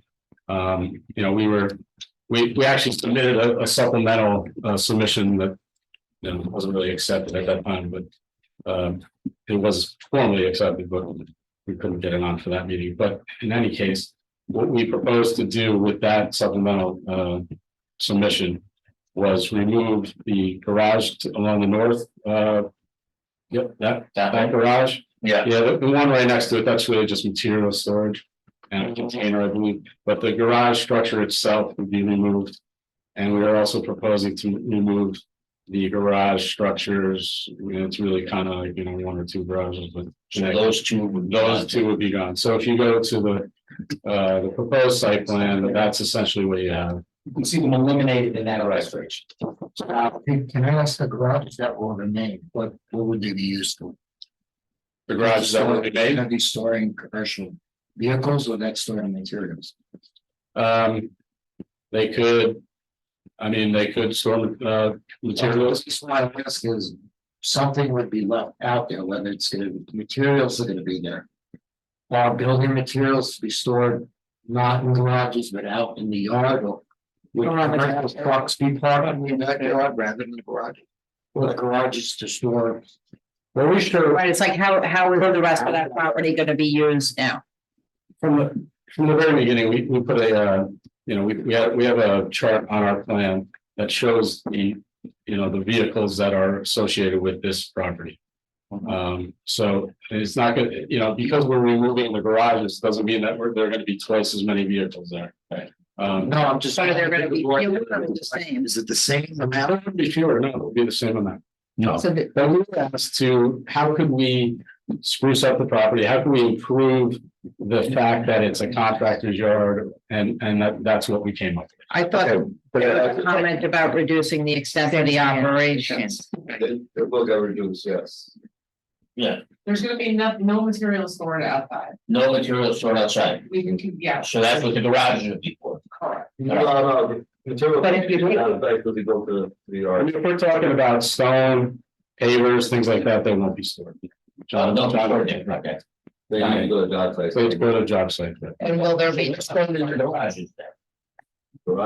John has shovels. Yeah, you want. John, do you really? Sorry. So the garages will be having inside there. Before you start, can you state your name and? My name is Jerome Batista Apollonia. I'm the owner of 16 Campus Road. So what we have inside the garages now is tools, hand tools, picks, shovels, leaf blowers, lawnmowers. It's just stuff like that, wrenches. Are they used as mechanic shops? No, they're not used as mechanic shops. Okay. So if you go inside, there's just stuff that we can wheel in and out, load up in a truck, take it to the job site. Nothing really happens inside the garages. We don't really work out of there. My work is outside. Yeah. So this is my home base. This is where I go in the morning. This is where I go in the afternoon. This is where I go out in and out throughout the day. Nothing happens really on the property. We don't work. We're not a repair shop. We're not a fabrication shop. That's not what I do. I park there. But the reason why I asked the question is because the fact that you're reducing garages, if that put more stuff out rather than inside. It makes me get rid of stuff that I own, stuff that I don't want to keep outside. All right, so I don't need that really. I'll just sell it, get rid of it, junk it, whatever. Right, kind of get rid of stuff that doesn't have to be around. Yeah, no, it doesn't add any, right, stuff outside, just. So that kind of answers the question that the board asked before. Are you kind of scaling back on equipment? Right, so obviously, if you approve anything, it's gonna have conditions about what can be done. Right. In this area, and then the number of trucks that can be parked. Okay, so no piles of sand, no gravel piles, no salt piles. Definitely not. Okay. I have a Lincoln question. Are we able to separate the business from the house? I was wondering the same thing. That's on the drawing there. We have, if you go down a little bit, instead of existing. So, yes. Right, but what I mean is, could we approve allowing them a use variance to use the yard as a yard? And move on with that, and then consider what needs to happen with the house as a separate thing. Does this have to be all one thing, or can we? So the applicant was asked previously that, I think you asked that we consider them together. together. Yeah. Because that was the question that we had many months ago. And we did, and they have asked us to keep them together. Okay. So, and though we have tried to ask it to separate them, they have. That's an interest. But Bob. Just saying. I'm not saying. I mean, I was gonna say that. No, You're not saying you won't say, because you're a board member representing citizens of the village of Boston. So if there's something that we're missing in terms of your question, you're absolutely, nobody's gagging you here, Bob, as you well know. So, let me respond to you. We think that because the property has been used in this fashion, in conjunction with both the contractor's yard and the residential, as an economic analysis that we have been put through for the use variance, it's relevant to look at them together. However, if the board or any particular board member feels that you need to break it out, if my clients understand what is being asked of them in that fashion, they may change their position to see to what you're requesting. For us, we're not looking to leave here with just a contractor's yard. I think there are folks that want to speak to that and in support of the application. Likewise, we're not looking to leave here with just a residential multifamily, because Mr. Avalone and his dad have had their business here for 50 plus years. So that's why we've asked you to do it together. If we're misunderstanding why it helps the board, I'm all ears. I think we'll see how this discussion goes. That's really good. Thank you for expressing it that way. So I think we can all agree, let's see how the discussion goes. That's great. And deal with that question. And when the chair was on Zoom last time, those of us in the room had this discussion. I thought we got past this issue last time and the board was prepared to look at them together. And we had analyzed the economic issues. We had a consultant here. That is And we correct. had That's right. come down. That is why To- I said what I said. I understand. Because I may have been on Zoom, but I did catch everything. And that's why I was. You're allowed. In your moment. To remembrance that it was at that point that you did stress that you would like to do them together. I think, take into consideration that it is not just the fact that we're looking at a construction yard, it is a use variance for an entire business in a residential area. And I think that that is the key for us to remember that as we're going through this process. And I think what's been helpful is, they, because there were a lot of concerns about obviously allowing a business in a residential area. So the applicant has made some effort to reduce the intensity Yes. of that business. I think, if the board were to approve something, we're gonna have a list of conditions as to how this business can operate. And as I said last time, I want to just reiterate again for the record, the applicant is completely prepared to accept the reasonable conditions that you all started to talk about last time, and that I think you've begun teasing out yet again. So we understand that, and we're absolutely prepared to work with the board in fashioning those. When we started this process, we knew that the end result, were we successful, was to take a piece of property that's been used in this fashion, we believe for 50+ years, and finally put some parameters on it so that you, the village, the residents, and even the folks who live in the house right there don't understand how it's going to operate. But I do want to caution. Unfortunately for your client, it may have been used this way for 50 years, but it was never legally used. But unfortunately for the village of Ossining and the folks on this board and the reality of the situation and the people who live in the home, it has been used that way. So for you to try to ignore that to me would be imprudent. And that's the only reason I keep reminding the village of that, is that this is reality. I'm not, unlike the prior application, I'm not coming to ask for something. Does not mean that we should, that it is okay to legalize it. Even though somebody making a U-turn in the middle of South Island Avenue, and which is illegal, should not, we can't just legalize it because you need to turn around. Totally understand that. No, so it's that argument, Madam Okay, Chair. so That argument. I'm just Never said. cautioning how you phrase things. Right. Because Just asking for some compassion. We've been I there. I understand. was born and raised in that house. I lived in my house my whole life. It's just, I get that. this is all I know. That's my life. That's the only thing I know. You know, No one is, I think we're all taking that as a piece in the back. absolutely. But when we're looking at this, we're not looking, we can't look from the heart, we have to look from the legal side. And sometimes that's a little bit harder to do when the heart is in there. And we know people who have had their roots here for such a long time. So, but if that's not our reason for sitting on this board. And I think that also though goes to the point of whether you analyze the two uses separately. And I think that was essentially, because I think it's easier for us to talk about them when we talk about the uses separately, and that was my big push before. Because the facts are very different. They're different. They're different to in our discussions. I think they're different in how we're looking at the use of the property. And that's why So let me sorry that, Madam Chair. If the board's trying to help the applicant by looking at them separately, that is Linda said 5 minutes ago, let's play this thing out. Maybe it ultimately becomes clearer and easier for the board. I'm hoping that the board is here tonight to try to come up and formulate a solution rather than create a further problem.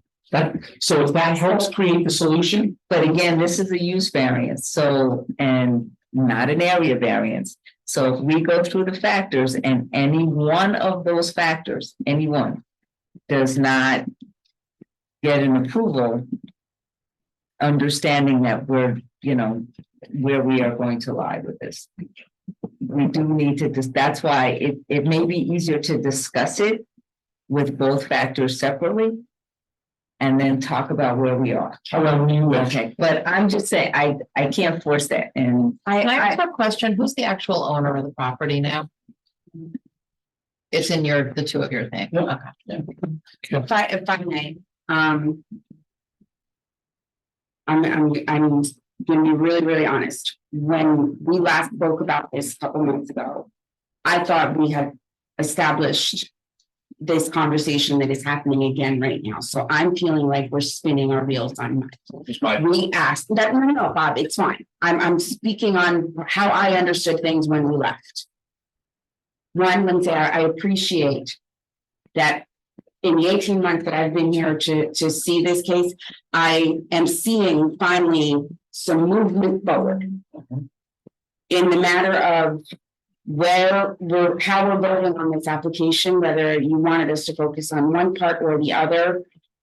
We asked this last time, and I distinctly remember the suggestion that it would probably work best in your favor if we looked at it as two separate applications. This discussion was had last time. So when I left last time, I was under the assumption that, nope, we're stuck on it's all or nothing. So if in my mind, because I'm speaking for myself and my point of view, I am more inclined to say yes on one and no on the other. The end of it all is that I have to say no because it's not yes on both. Right. So I totally understand your question. You're absolutely right that we discussed it last time. This is the decision for my clients. So that's Right, and then, so my point of view is that the last time we were here, that was our advice, is that it might work better in your favor if we did two separate applications. And you guys decided to stick with all or nothing. So when I came in here today, Right. prepared for this agenda, it was, I'm gonna vote on. That's correct. And I think that's where we left it. Yeah, I'm gonna vote on what you have today, as it stands in front of you. so I'm gonna repeat the same answer I did before, and I'm gonna assume it's pressure's on for John and Laura. I think at this point, and I don't want to keep going around in circles. I know that the question came up, and I know that it's before us, but I think it's before us and where we stand right now. Rather than going back and forth, I think at the last meeting, and though I was not. You were on Zoom. I was here. I was listening. I heard everything that was said. I know that the board sitting in this room made a determination along with you and your client that everything would be grouped together. And rather than go back and forth and kind of figure out are we together or not together or splitting, I think if everyone is okay with us moving forward, I think we need to move forward. If we start looking to change things from where they are, we are going back and we will end up looking at this into 2024. Some questions are based on that, Linda's answers. If the decision was where the board was applying to do this as two separate use variances, do they have to come to an application of two separate use variances? Or they could just be voted on as two They can be separate? voted on as two separate. Yeah. Right. So it's not the fact that they can change the same vote. No. But do we have the financials here tonight in order to look at both uses, the They've home given us finance. and the yard itself? I would assume, since the yard has been operating for many years, that the amount of improvements that we're seeing here and the amount of business revenue that they're generating would show that the yard is something which is profitable and could be split off. But I don't see that. So they haven't done it that way. I don't even see the numbers. The financials, I mean, Yeah. you're gonna have to look at it, in some senses, you're gonna have to look at some of it all as one. The financials go back, and they did this even for you very early on in the process. Where they gave you financials if the yard was not there. Right. With the subdivision of the property. The only thing they've really changed now, I think, is to reflect it. That having to cut the house back from 5 family to 2. Correct. That's the only thing. So you did have that early on in the process. The financials of that focus just on the yard going away. But only in light of the subdivision of the property. Correct. Yes. Because it has to be for permitted uses. So the only permitted use. Right. The only permitted use is single family. Yes. Right. But if I recall correctly, the financials on getting rid of the yard and doing a subdivision were not profitable. That's exactly right. That's what Mr. Burns. And that's what's in the that comment. That's in the record. That's what's in the record. And we saw the financials on that. Correct. Okay. Okay, so we're on that, we're caught up now. So does that answer your question? Yes, it does. In fact, let's look at the financials and let's, go to them. That's the first factor, right? Yeah, factor time. Do you want to bring? Do you wanna, You tell me where to go. do you want the original on just getting rid of the yard and subdividing, or, I mean, they're really the same, right? It's, yeah. Yeah. Yes. So it's in the CBA submitted, right? No. And it's in the prior, I was confused. Is it just it's was it in, this letter, the HBA letter from May? yes, so that's the whole report, right? It should be, I don't know why, I thought it was April. Yeah, That, the mail letter that I think Matty has there is the supplemental letter that I'm holding in my hand. Feasibility So analysis. maybe it's just this is the full-blown report. Here, there you go. oh, yeah. And again, this is looking at using the property for the permitted use, which is one family, or if the existing house remains, it can be a two-family. And building additional houses? No. No. Building, just a One additional, house in lieu of Gotcha. the contract. Right. because they don't have an upfront. Yes, they can be an hour. We did two separate subdivision options. We did one where we left the house and it was converted into a one family. And we had which required a flag lot. So that is not an as of right use or an as of right subdivision with the planning board. So, and then the other one was demolishing the house totally and splitting it into two single families legal subdivision lots. And then part of it is if they have to take down the existing house, they lose the right to that two-family. Right, there you go. Yeah. And then they would have to build just one family. May I ask, is it the house that with the mansard roof? I just can't, okay, yep. Yeah. Got it. And just so we're clear, what Linda just walked us through was what Mr. Burns referred to as scenario 1 and scenario 2 in his original report. And then in his supplemental letter dated May 12, after you asked us to analyze the two-family going into the existing home, that became scenario 3. And just reiterating his conclusion, both in the report and in his letter, was all 3 scenarios yielded a negative economic return. So it is our position that under the first prong of the use variance analysis, there is no reasonable rate of return were the property used in its lawful single-family residential fashion, even if there was a two-family in the existing structure. Sorry, I just have a question about knocking down the house. Yes. So like you would knock down this house for what scenario? That was, I don't remember if that's scenario 1 or 2. Two friends. No, knocking down the house would be To make. creating two single family lots. Correct. Two legal single family. Got it. And then, And that analysis was done with the demolition report submitted as well. In other words, we analyzed what the demo of the house would be and then what the reconstruction would be. Right. So on the first prong, our position is that there is no reasonable return. We're happy to go to the uniqueness of the situation as well. Deal with the first problem. We're getting good at this. Does anybody have any questions on those? And that's not dealing just with the 5-family to 2-family, that's really dealing with the yard, eliminating the yard.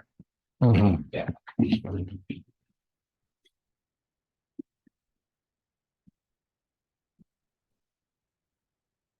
I think early on, just again, to the extent that the board did analyze these together, even though you may decide to reason your way out as 2 different applications, John and Lauren have explained that the economics, even with the 5-family, single-family residence and the existing contractor's yard, there is no windfall economically. They had submitted that information, and John can testify to that directly in terms of why they would like to continue what they have there so that they continue economically to remain viable. To clarify, aren't we talking about converting it at least just to a 4?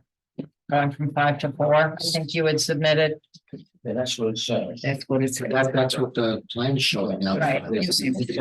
Show it going. Correct. Because you also don't conform on Right. minimum floor area. Yeah. Yeah. Okay, so it's going, Appreciate the correction, man. We agree. That's that's what was submitted. That's why we put it together. That's what we done, so we are all together to try to get. Is this property being taxed as a residential property or a commercial Well, property? that's one of the issues. Way back to what you raised last time. And I don't remember the answer. I think we concluded, I don't remember if somebody pulled up the card indicates it's residential. And I think we had offered up a condition at the last meeting that were the contractor's yard legalized for the use variance on the property. We fully understand that the assessor would need to come out and properly assess the property. Basically means the village has been supplementing you for all these years by not taxing you on the commercial. Is it commercial tax less than residential? Yeah, I think it's actually. I think it's. Well, no, because Both, on both. Yes. you're getting a free ride on the commercial portion. Right. You're getting taxed on the residential. Property doesn't change it. No, but. It's all a lot. It's not good for a lot. They're trying to tax me. They would be taxes on mixed use. Where would your taxes? The rate and substantial. It raises it It's more than residential, less than commercial. less than full commercial. Just as a reminder, folks, what would be helpful is to have one person. Sorry. So if that's the case, the Apollonios say thank you and they look forward to the village being able to tax the moon. Yes. They will not only assist with the housing crisis, they will assist with the economic crisis and an employment crisis. So we think we checked 3 boxes on this application. Okay, does anybody have any other questions on that? Anyone else on the board have anything else? Okay, this public hearing for this. No, did you want to go through all of them or did you want to open the public hearing? Do you want to go through all have them address all the factors or jump to the public? Can we do public first and then? I think we should do public. Okay. first. Yeah, this would That'd be great. The public hearing on this matter has been adjourned. Yeah. So if there is anyone in the, let's start on. Reopen, please. Oh, may I have a motion to reopen the public hearing? Second, Brian. If there's no objection, the public hearing is now open. I think we'll just start online. Is there anyone online to speak to this application? Just as a reminder to folks, you can raise your virtual hand if you're in the attendees part of the gallery, and I will allow you to speak. Seeing none. Is there anyone? We've not gotten any email correspondence. Okay, no email correspondence. Is there anyone in the audience that would like to speak on this application? Let's come up and give us your name and your address. My name is Sanju. I live at 16 Campus Road, but no speak, English very well. I can translate for you. Okay. No. Nosotros vivimos ahí, estamos viviendo 1 año ya, pero, o sea, We've been living here for a year. vivimos cómodos y tranquilos ahí, y pues tengo mis niños que van a la escuela y todo, so. We've been living here for a year. We've been living there comfortably. Y no quisiera mudarme porque actualmente no hay renta, no se puede conseguir. Y no sé si entienden eso. I would really like to be able to keep my home. It's difficult to find homes in this area. Eso es todo. That was, Gracias. this was. Is his name and last name? Tu nombre, y apellido. Ángel Bermeo. Buenas noches. Buenas noches. Mi nombre es Heidi, Vela y Mi nombre es Carlos Pesantes. Carlos Pesante y Heidi Vuela. Nosotros vivimos ahí, yo también vivo como 10 años ahí. I've been living there for 10 years. Sí, ella está conmigo recién, con unos 3 años, yo bien cómodo. She's been with us for about 3 No years. tengo problema de nada, estamos ahí. No hemos querido mudar a otro lado porque sabe lo que es difícil de conseguir ahora en este tiempo. We really are comfortable there and enjoy our living there and would rather not have to lose our home because it is difficult and very expensive nowadays to move. Sí, y bueno, de mi parte les pido comedidamente que no quisiéramos movernos de ahí del apartamento, porque es un lugar tranquilo, mis vecinos todos son muy amables. From my part, I'd like you to please consider allowing us to keep our home because it's a tranquil place, a safe place. We are comfortable there. All our neighbors are really nice. Esas son mis palabras, muchas gracias y Tengo una buena. espero que tengan en consideración a todos los inquilinos. Muchas gracias. That's all for tonight. Please take into consideration all the residents. Gracias. Thank you, thank you. And thank you. Hi, my name is Tracy Snyder. I live at 16 Campus Road and I've been there, I think 12 years now. And John and Lauren are great. Anything I need or want, they're wonderful and I definitely don't want to move. Yeah, I love living there and I'm comfortable and it's safe. Tracy, can you speak to the coexistence with the contractors code? Living next to John's business? I don't even realize that. I mean, we come and go. I've never had a problem parking, never had a problem with anything. The guys are great.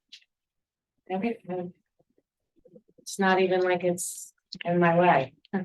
Tracy moved into our apartment. Oh, We used to have like we lived there for 5 years and then Tracy got our apartment, so yeah, she's so happy. yeah, I love it there. So. Thank you, Tracy. Hey, good evening. My name is Papa Sal. Actually, I've been attending it for rest in peace, Mr. Carmelo, John's father, since October 2011. So it's been a few days. For sure. And I've been living in Austin for 25 years. So, when my family and 3 kids, so truly any changes will have a deep impact on our livelihood. That's the way we know. We truly love it. The neighborhood, of course, the kids think it's boring. So, to us, we have no problem whatsoever. It requires to really consider the hardships that's been happening, and of course, the land regarding housing, and children would be definitely a plus to have this property. And as far as the business side of it, actually, we all have luckily parking provided, which is not as easy in Africa. I used to seek parking on the street, which is another hardship. So that's the benefit. We go out in the morning, pretty much, Tracy myself, we're out of the parking by 6. 6:30 before they even start. So basically, by the time we come home, they're already wrapped up. So it really, I do need to the board to take that into consideration as we move forward. Thank you for your time. Thank you. So can I ask a question? If they're going from 5 apartments to 4, does that mean that you're giving up the first floor apartment to one of the people that have come up to speak?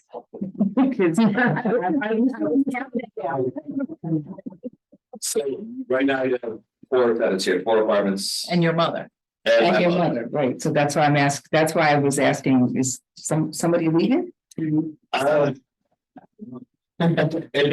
trying to whatever would help everybody, to benefit everybody. My mother has been in and out of the house because she's been sick, so I have to move somebody into a different apartment and could join 2 apartments. That's.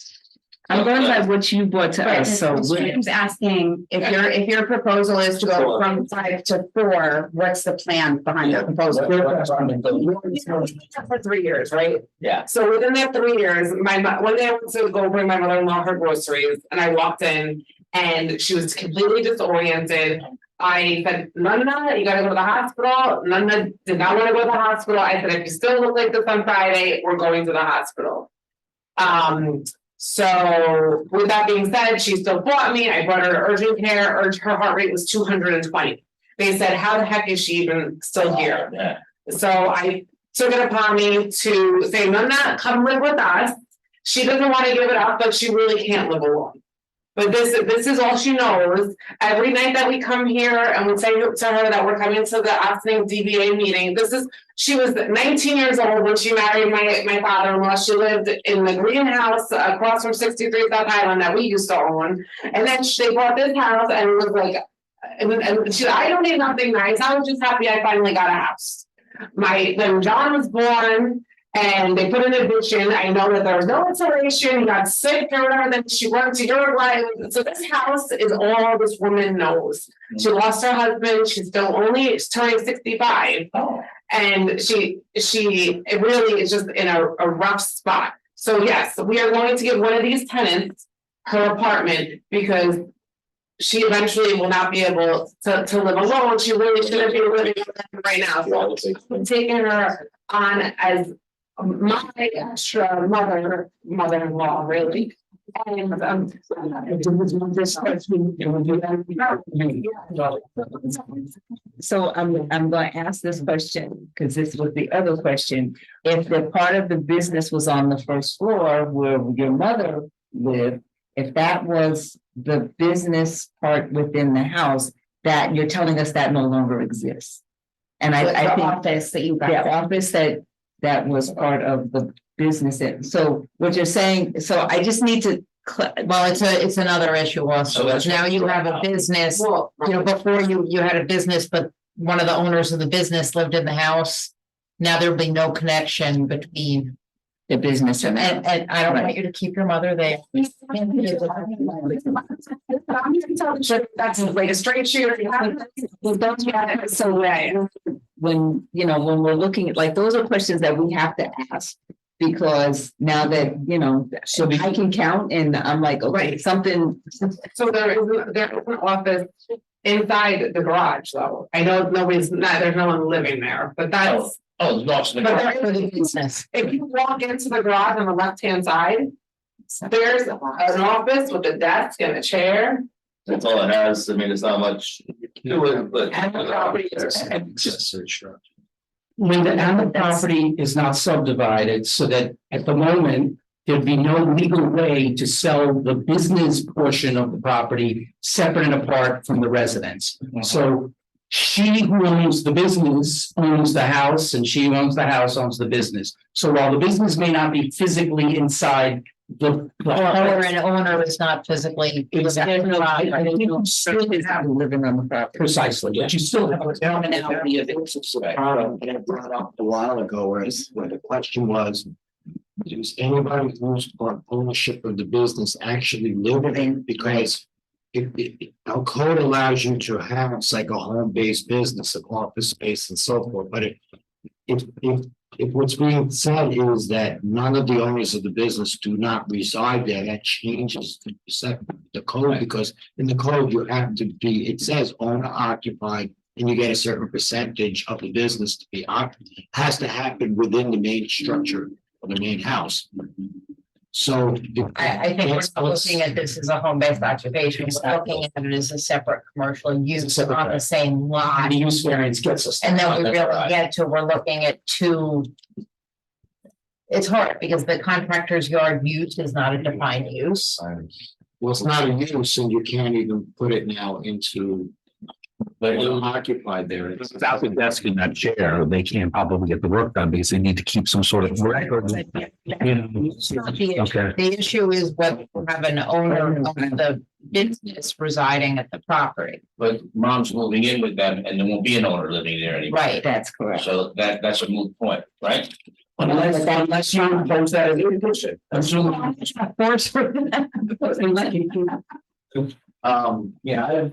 We've been married 16 years. We've moved in and out of the house at least 10 times since we've been married. We lived in apartment 1, we lived in apartment 2, we lived in apartment 4. And we've been in and out of apartment 2 3 times since we were married. We move in, we move out, we move in, we move out. I mean, this is always my home. Whether I'm in there full time or I come in and out, it's always my home. It's my childhood home. Okay, but That part there, it's like, okay, 6 months from now, I might be back in the. This one's easy, we know Yeah, that, which is why it goes to the uniqueness So factor. the use variance that would have to be granted would be to allow essentially this business use on a not only in an S75 district, but also on a lot that already has a residential use. Correct. So you're allowing it to be a second use on that lot. so again, the business part of it would have to be. The use variance for that is separate and apart from the use variance, because now we're not putting them But a together. piece of that use variance isn't just to allow a commercial use in a residential zone, but to allow a commercial use In conjunction with a residential use. And we would suggest the imposition to get you over that hurdle with a condition that limits the size of the commercial use to the footprint that Jim has illustrated on the site plan. So it cannot expand. You would issue a condition limiting the number of residential units to 4. You could also issue a further condition that there shall be no subdivision of this property while this use variance pertains, so that there's no way to separate the business from the residence. Well, I don't know that separating the business from the residence is such a bad thing. That's what we're talking about. Yeah. Now we're back there again. But I mean, a physical separation. As opposed to voting different. Yeah. I think you understand maybe a little better why we are trying to have it voted on together. I understand. Thank you. But there are some different issues. Yes, yeah, there's. We understand different. So just, I mean, I know you know this because we've talked about it. There are some other. There's some work that we believe was done on the house without permits. So whatever happens with the house, all of that needs to get cleared up. That was pre-existing before I filed a purchase of property, if anything was done there. Doesn't matter. Was done pre-existing.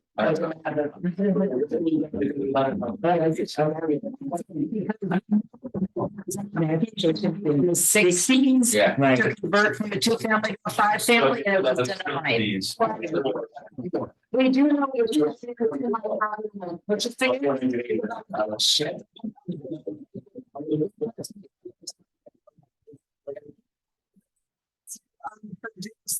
An insurance document that stated that we were insuring in 78 with my father-in-law, 77 when my father-in-law purchased it, that it's a 5-family.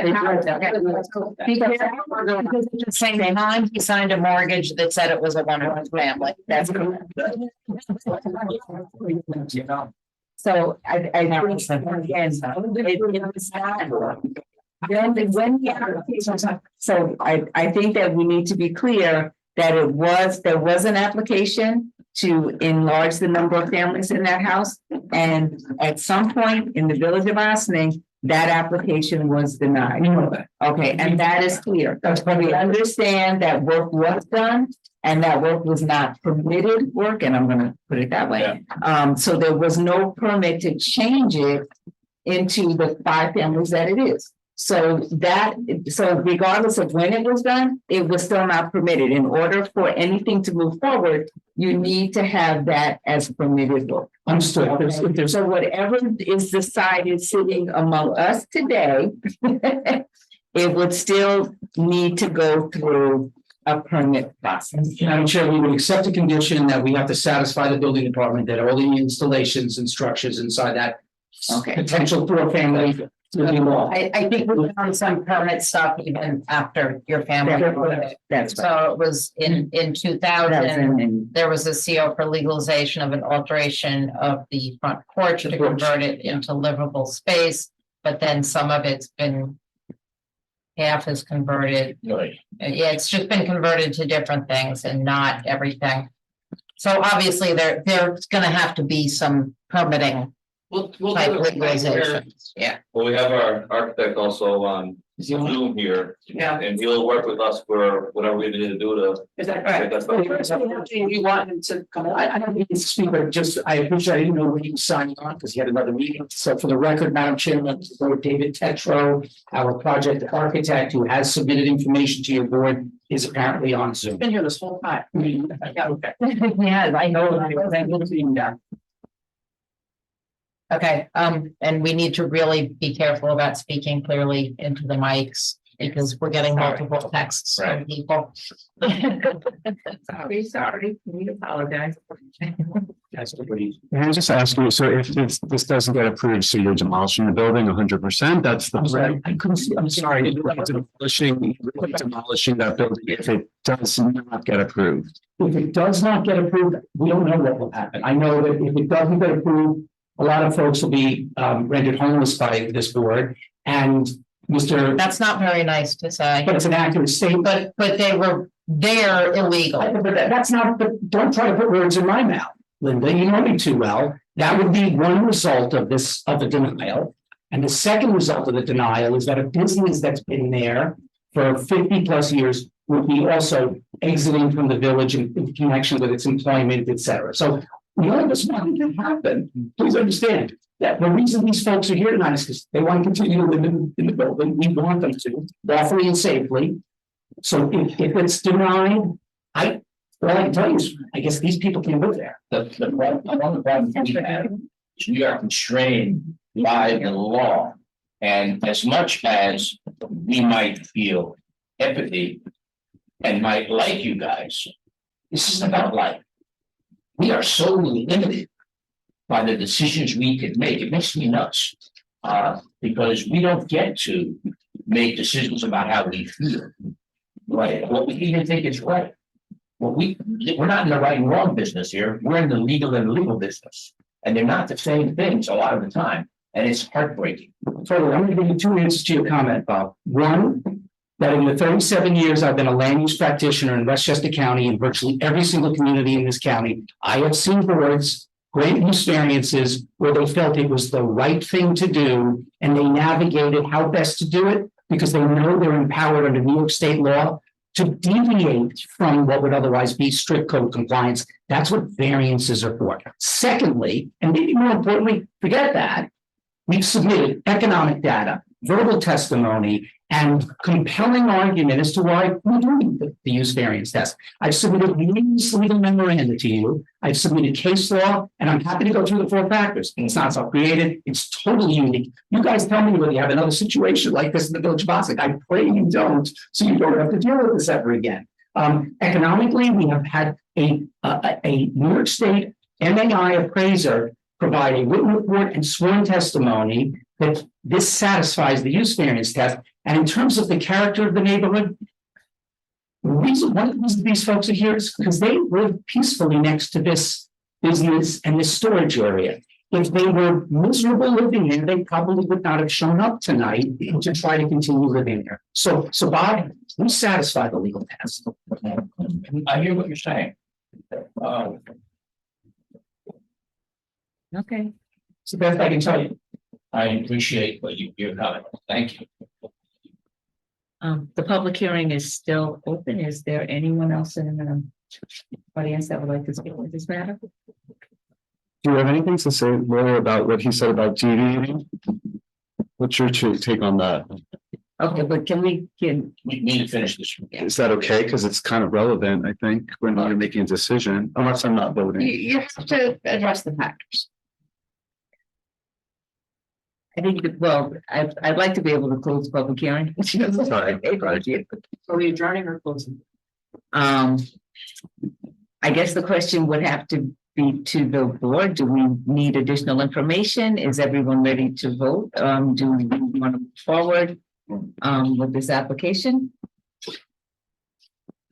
I'm ready to vote. Because that determines whether we adjourn or close the public hearing. You can also wait and decide it later. Okay, so. If you want to have your discussion, you can have your discussion with the public hearing still open. Oh, okay. Okay, so Okay. that's an easy one to deal with. Solomon. Sometimes they're easy. Sometimes they're not. So do we want to adjourn the public hearings for? Well, does anybody else have anything else to say? All right, so Brian, I know Brian has a question. Can I ask you, I was kind of on roll. Big thoughts back. All right. So. So what do you want to do with you, Jim? No, that's fine. Green chair, is that where you'll not order? You got it. Yeah, I just want to remind the board of a few important factors and facts about the property. Property is 49,000 square feet. It's almost 7 times the minimum required in the zone. I realize that, you know, we're asking for a use variance and these are more area variance things, but I think it's still important in your decision making. This property is tremendous compared to the properties that are all around it. The other thing is, by reducing by eliminating the garages, we did reduce a few, you know, more things that are area, but still, we reduced the impervious coverage to 38%, where 40 is required, and we were at 42. So we brought that into compliance. We have reduced the existing building coverage from 14.3% to 10.4%, where the minimum requirement is 30%. Or I'm sorry, the maximum requirement is 30%.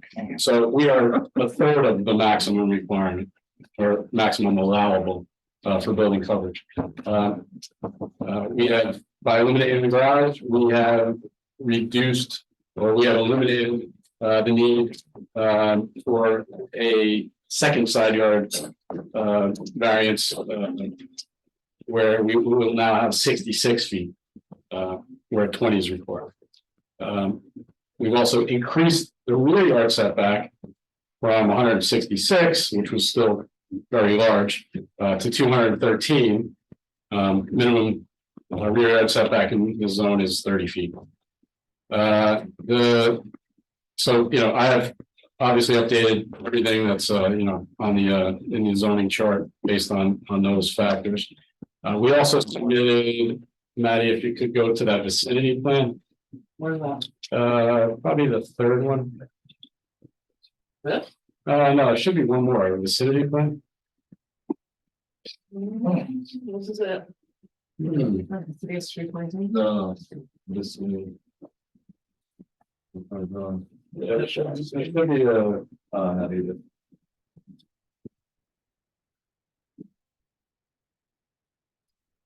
Yeah, I have it here.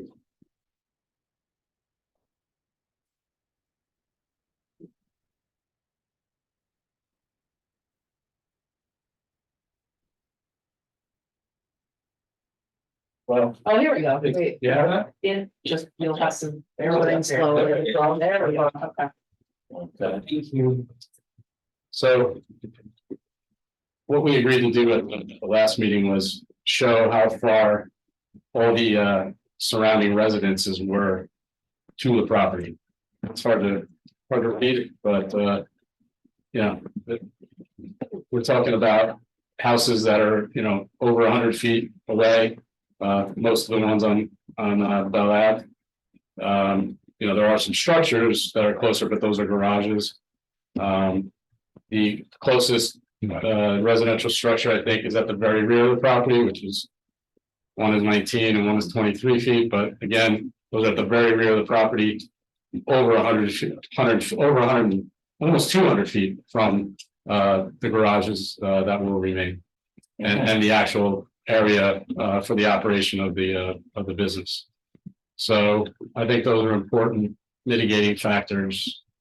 Why don't you go over to Camp Woods Road and show us the character of the buildings on the other side of the street too?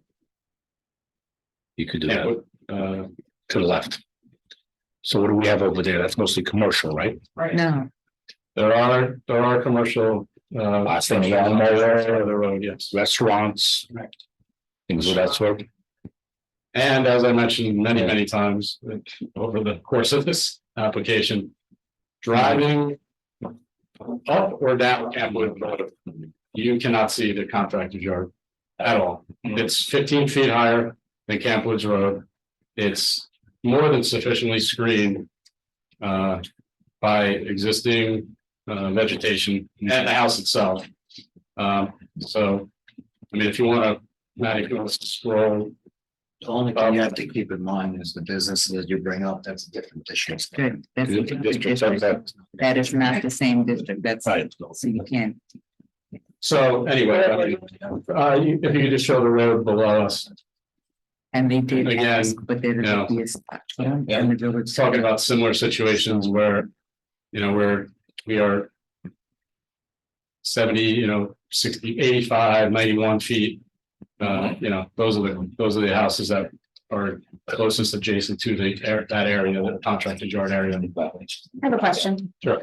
Yeah. In like the very first meeting I participated in, and there were actually people at the public hearing for that. One of the big concerns, was what the plans are for that, you can main area in your plans right now just looks like it's just gonna be grass. And I know in one meeting, we're just gonna leave it as a buffer. Is that still? The rear, let's talk about the rear. The rear, is that final rear? Okay, Yes. I just wanted to make sure.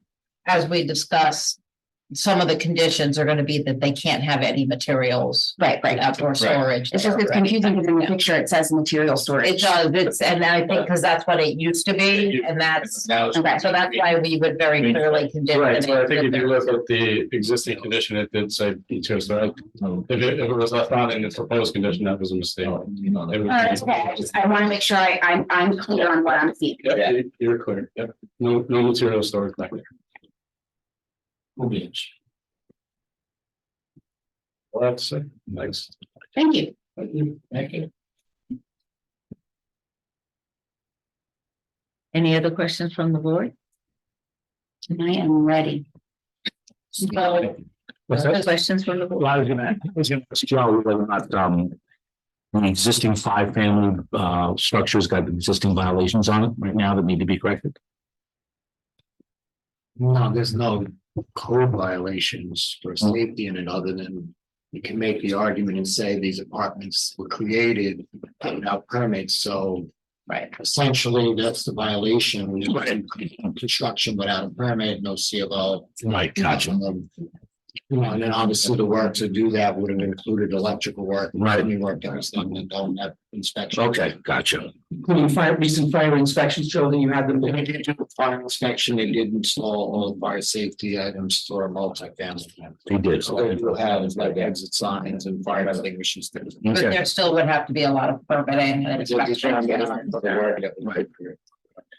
So that could be a condition, right, Linda? Yes, that would have to be a condition. Okay. So I'm just gonna throw one other thing out there so we don't forget is you have to do a secret on this. Secret? Because there's material. So we had submitted. I think yes. I think it's early. Part two. Yeah, exactly. If you're gonna deny it, you don't really have to, but if you're gonna approve anything, you have to first make a determination under seeker.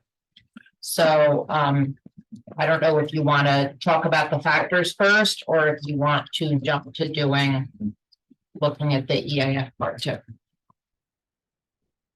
If we don't get past the factors, there's no reason to take my time. Okay. And we're still in the public hearing. Right, we're still in the public hearing because they haven't decided to up there. And it may be. And I think this is why we didn't make that decision yet. I know very much this board wants to vote and we all want to move on. No. Yeah. Let's just make sure there isn't something else that you think would be helpful to have from them. Before we close the public hearing. Those move to reopen it, but obviously nobody wants to do that. Then you gotta renotice. Back for more. So Anything else that we can answer for any of you on the factors or on the two different uses and how they're used in conjunction with one another and why we would like to remain, why my clients would like to remain there as is, subject to the reasonable conditions that I know we're going to impose. do you want to try to discuss the self-created hardship issue a little bit, So which goes to in part why I asked who owns the property. So we have submitted that, we have briefed that in a couple of our different letters, but just the bottom line, I'm gonna start at the end and I can work backwards. The conditions that exist there predate John's birth, let alone his occupancy and ownership of the business. He inherited this property from Carmelo Apollonio, bought this property allegedly with the conditions already there. Allegedly, when it was purchased from Mr. DeSisto, it had a business and it had multifamily residential.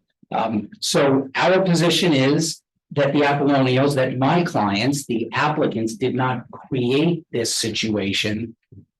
This is the first time I've ever been able to argue this, but my client was born into the hardship. That is really what we've got. I mean, he's told you repeatedly, he's been here his entire life. And what he did, in fact, I met John when his dad was still alive we met at a meeting here on another matter, because his dad was still operating the business, and that, I don't want to waste your time, but we put this in our papers. That was 2015 when this all started, and Carmelo was still alive at 2015. So John's just doing what mom and dad have been doing all along. Owning a property here in the village, paying the tax bills that come in, providing housing to residents in the village, and operating a business that's productive and keeps people employed. There's no self-created hardship here. This is a continuation of what's been there. That's what we've written to you, and that's what we've argued. So. And I'm gonna go to the legal definition, Linda, for self-created hardship. Can we reiterate that so that everybody is on the same page? Sure. And there are a bunch of factors here that you can consider in looking at that. So generally, and this is the short version, and I can give you a longer version. Hardship is self-created when the property owner has actual or constructive knowledge of the limitations on the use of the property in effect prior to or at the time of purchase. And this is a little bit of an unusual situation because he inherited it. The property owner has incurred expenses relative to remodeling, construction, or other improvements of the land prior to the application. That creates a self-created hardship. The money that was put in here wasn't by him, wasn't by the current owners to do the improvements. It's not considered self-creative. Well, first doesn't apply. Land use restrictions became effective after the purchase. No, the restrictions existed before. If the conditions were worse than they thought at the time of purchase, last applicant tried to argue that. Or financial difficulties that arise out of a condition of the land that were unknown at the time. I think the real issue here is that they inherited this property. They inherited the problems. They, if the board wanted to find that this was not self-created, that's really, I think that's the point you were getting at. Well, thank you. That is absolutely right. We didn't buy it. We would go into it here at the end. But It would go either way. right, so I think the question that I would have, though it was inherited, does knowledge of the issue at hand, even in. Well, what was he gonna say? I don't want it. Turn his dad in before the date of death. I mean, that was. Well, I think, and again, this issue, and we've gone back dates, so the dates of this ongoing issue, I know they predated the current owner, but they also predated the father who purchased it with these issues, and they've been coming forward with every single person.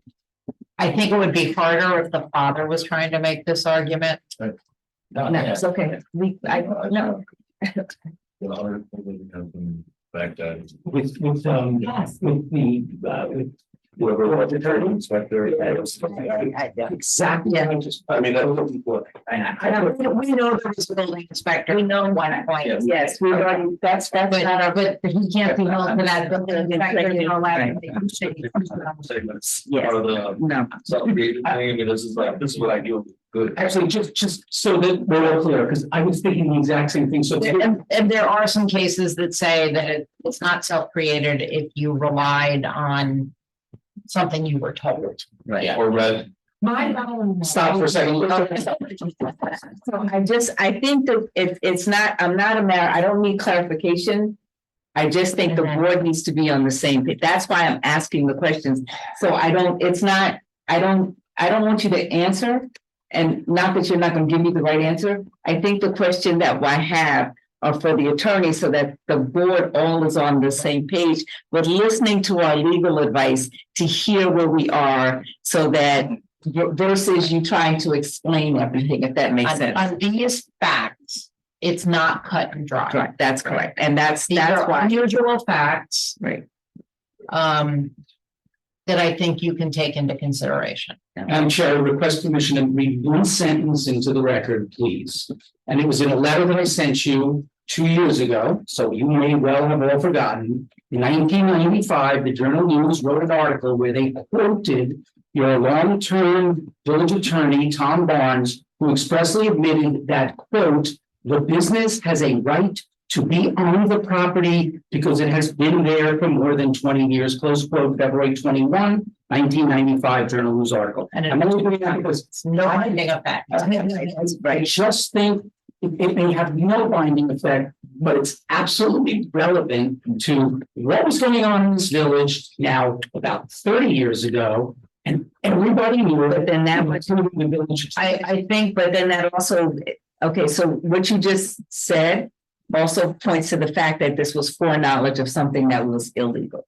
So that's why I'm asking that you stop trying to justify because I can make the argument both ways. Yes. So that's all I'm asking legally from our attorney to kind of walk us through all of the. And I think the good news is that this has existed for over 50 years with no controls on it.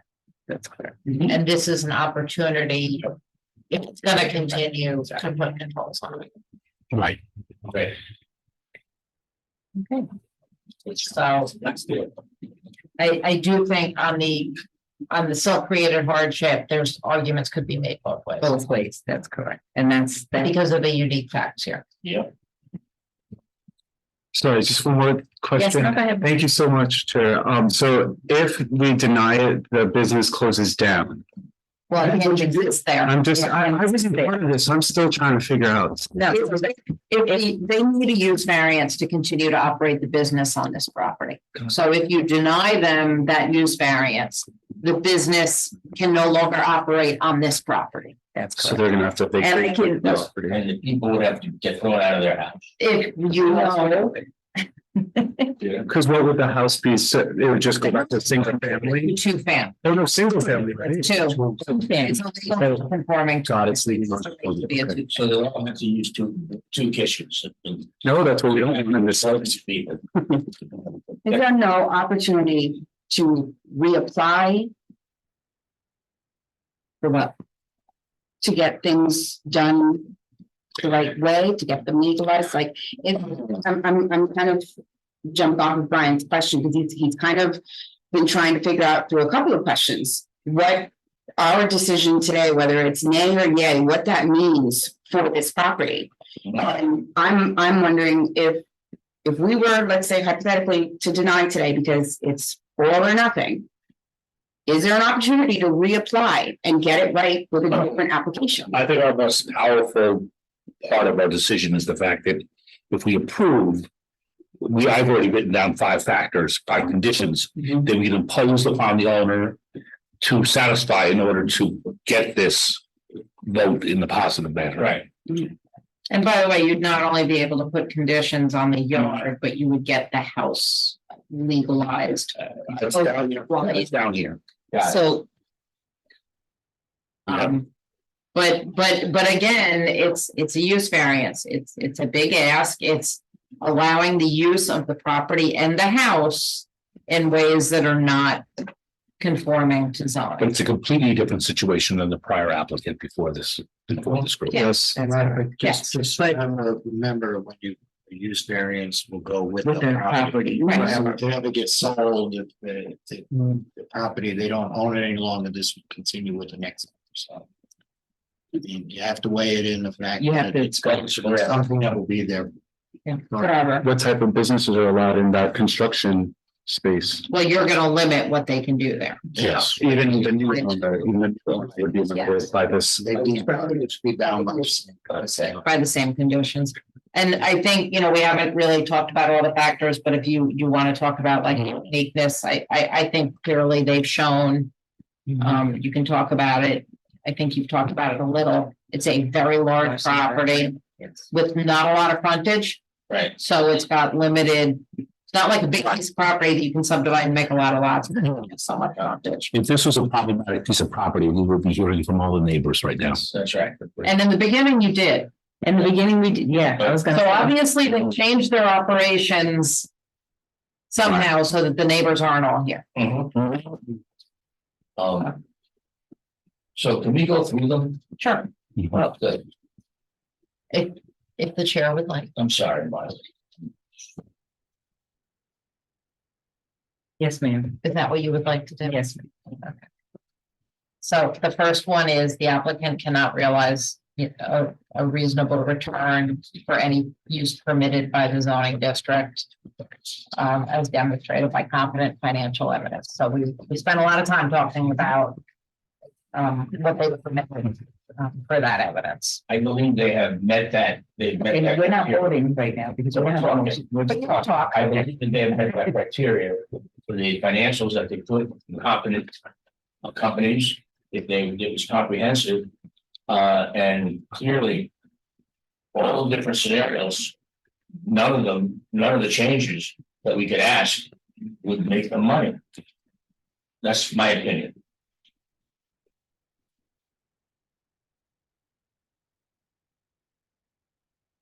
Anybody else have any thoughts? I agree with Bob. Repeat the question for me again. Sure. My brain is fried.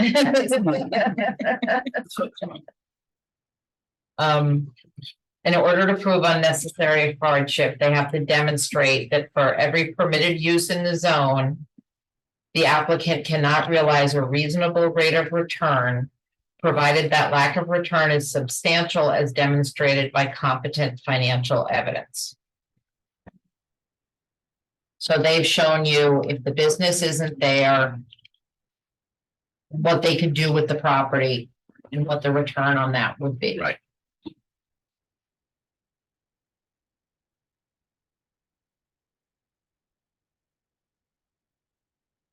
I think they have shown. I don't know if what they've shown is really helping me in the determination. I do understand the difficulty that would come about, losing one thing or the other or both.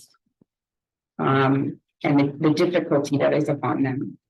I also would like to state for the record, and I'm not trying to reopen this discussion, but I understand that you inherited this property and that the preceding problems were not self-created.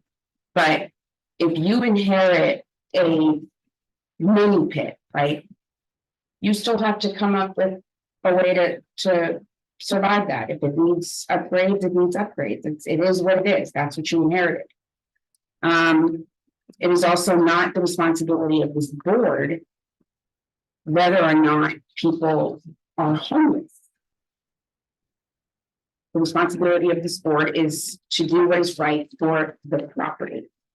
We empathize with the situation and what the hardships that would create for the landlord and the tenants who have been there for a long time. I'm somebody who knows that firsthand.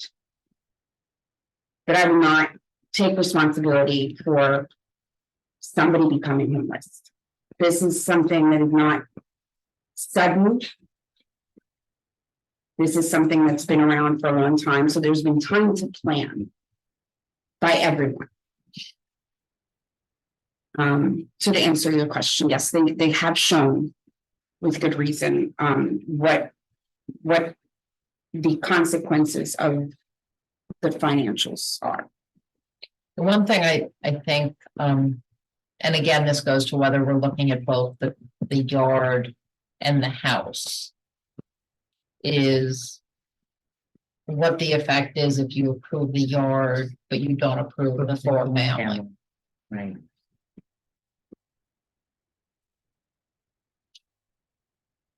If I can be honest, I would love to take care of the four families first and give them the opportunity to get the yard thing in a separate application in a separate subject matter. But take care of the home first, not the business yard first. And what do you mean by a separate application in a separate matter? It's still a use variance, no matter what. Right. But because in the previous meeting, it was like it's all or nothing, right? And we gave them the opportunity for us to look at this separately. That was my thought process is, let's focus on the residential variance, the approving it to be a 4-family home. And then have them do something separate for the commercial use variance. But since we're still stuck on it's all or nothing, the idea that we move forward and set strict provisions to approve both is kind of where I'm thinking lies the resolution for everybody, so that we can move forward and.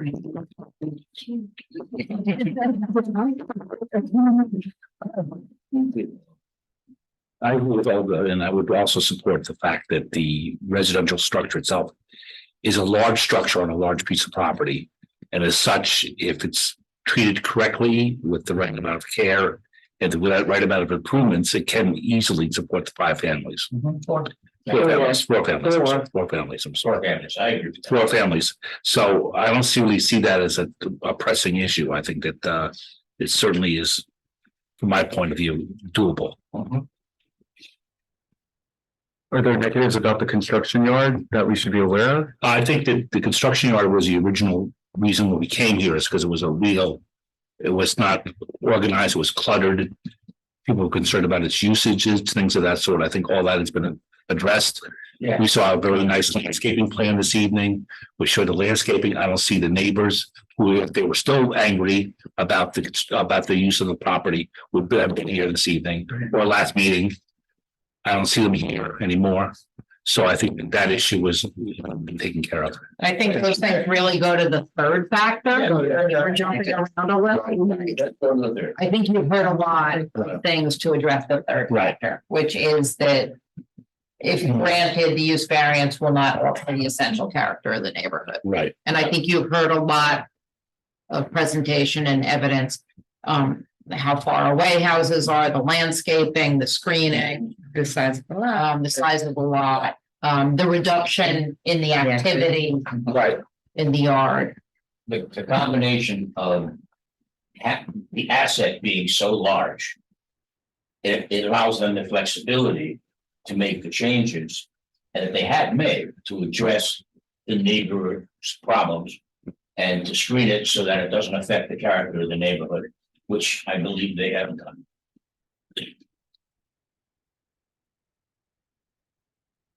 On to the next. So I'm completely out of order. Are we done with the financials? Yeah, I think so. Okay.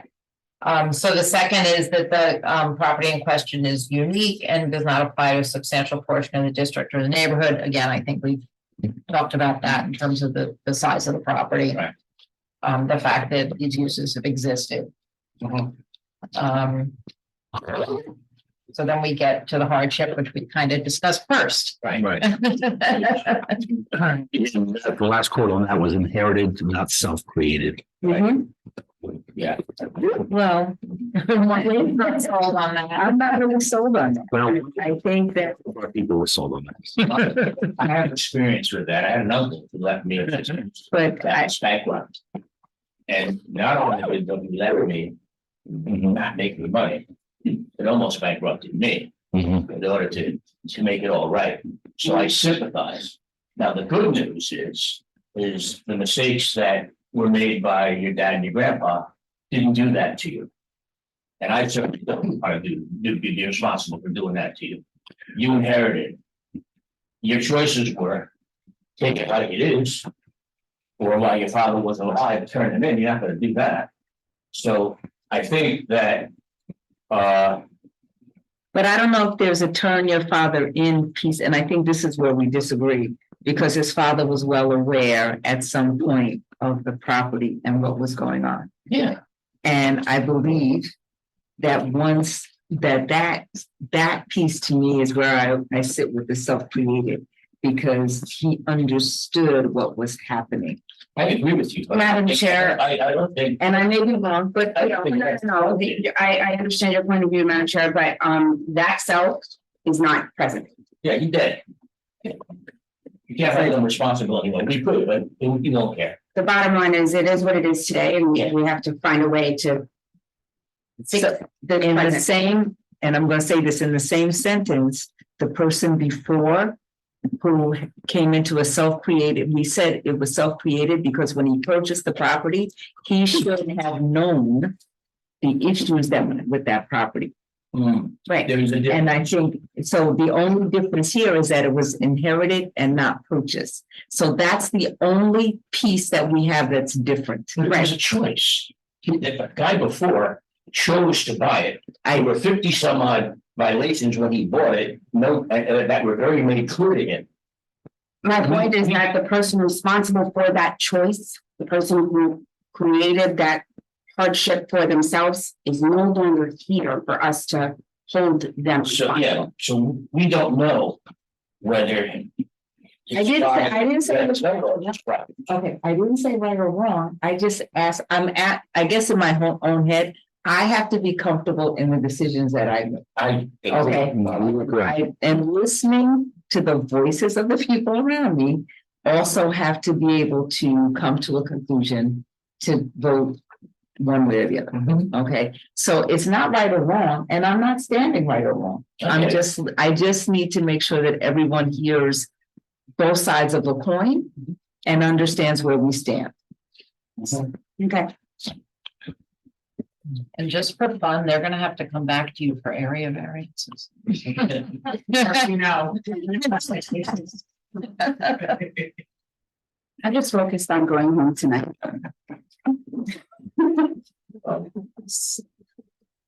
Yeah, what's the next Nobody one? was more fair-minded. So in light, I think we've gone through Yeah, all the factors, I believe Which so. means we now have to make a secret determination. right? So this board does not do State Environmental Quality Review Act reviews very often. But in this one, you are the lead agency because they came to you first, and a use variance is a significant application. So way back in the beginning, you did circulate a notice of intent to be lead agency. The applicant had provided a short EAF. We requested a full, which was provided. Can you, I will try in the interest of time, because I also have an early meeting, to do this quickly. People go to the part two. Secret sounds like a diet sweet or something. State Environmental Quality Review Act. So we have an environmental assessment form where they've answered a bunch of questions about the property and the impacts and such. We could pull that up too, but this is the form that you really need to address. So I think we had gone through it and done a preliminary. I see it so long ago, I don't remember. The day we did. Because we're all getting old. Right. We had that conversation several meetings ago. Don't start. So what they're basically saying here is that if you take up number one, it's going to involve construction in order to bring the property into compliance. Right, so. However, it does not involve any of the factors A through G, with regard to what that Right. will do in the environment. So just real quick, what you're looking at is for each of these impact areas. Are the impacts only none or small, or are they moderate to large? Right. And I think when we looked at this before, we said these were all none or small. And in fact, I think we've kind of reduced down the scale. If anything, they're doing some construction that's going to make things better. Right. So we're all still good with that. Right. Right, okay. Okay. Impact on geological features, there are none. Right. Okay. Impact on surface water. So they are not creating any new impervious surfaces. That, well, they're not really, because they're moving all the pavement. But but still, I think there's no wetlands there or anything else. I think you didn't even have to do a drainage plan, right? Because there's no new impervious. And right, you're good with that? Yep. Yeah, okay, good. Impact on groundwater, there's no use of groundwater, they're not over an aquifer, so that's a no. Oh, cool. Impact on flooding, this is not in an area that's subject to flooding, correct? I'm aware of them. You ever flooded? Raised up. Raised up, it's a hill, it's on. Well, but then there's probably something else. So that becomes a no. Impact on air, there's no state regulated air emission source operating here, so that's a no. Impact on plants and animals. Yeah, I don't think the deer care. As a matter of fact, you're feeding them with all the new arborvitae because they are deer food. So I think that's a no. Yeah, this one, because there's not really new construction going on, Right. a lot of these things, there's no impacts. Got it. No agricultural resources. Aesthetics, there's no aesthetic resources, but again, I think it's being improved. There's no historic or archaeological resources impacted. There's no open space or recreation areas. It's not in a critical environmental area. There's no new traffic. We might even be reducing it. If we're reducing the house by 1 unit, we'd be reducing the number of trucks. The hours, yeah. Impact on energy, no. Noise, odor, and light. Again, I think that the light in particular, I think you probably made it better with some of the screening. Impact on human health. So they did remember, we did have an environmental phase 1. And there were some things that had to get cleaned up that I think have been cleaned up. There were some tanks. Outside. Last time we were there we haven't been there in a while, so I guess we could do another inspection of it. So, you still cleaned up? Yeah. Yes. Right, so and they did provide you with a phase 1 to show there were no issues. Consistency with community plan. So this is the backwards question. The proposed action is not consistent. Yes, it's not consistent because this is a residential area. So then you look at the individual items. So the proposed actions, land use components may be different or in sharp contrast to current surrounding land use patterns. I think we discussed previously that's a small impact because they are different, but they've shown how they won't really impact it. Will cause permanent population to grow? No. Well, actually, technically, yes, because you're allowing 2 more residential units than would be permitted, but that's not significant. And they could have children, you know. Other we can ban children. But that's not significant. Inconsistent with local land use plans or zoning regulations, yes, but that's right. So it's small, it's small. Or you wouldn't be granting use variances. Inconsistent with county, this is just a test to see if I can read it, right? Inconsistent. No, I'm good. I got new glasses, I'm good. There was a day when I could read this without glasses, even when it was small. Inconsistent with county plans or other regional land use plans, again, no, but it's a small impact. Change in the density of development not supported by existing infrastructure, no. In an area characterized by low density development that will require new or expanded public infrastructure, no. Secondary development impacts, we all decided no, so I'm just making sure, I know we went through this preliminarily before, but let's make sure, we've come a long way since then. It's good to remind ourselves.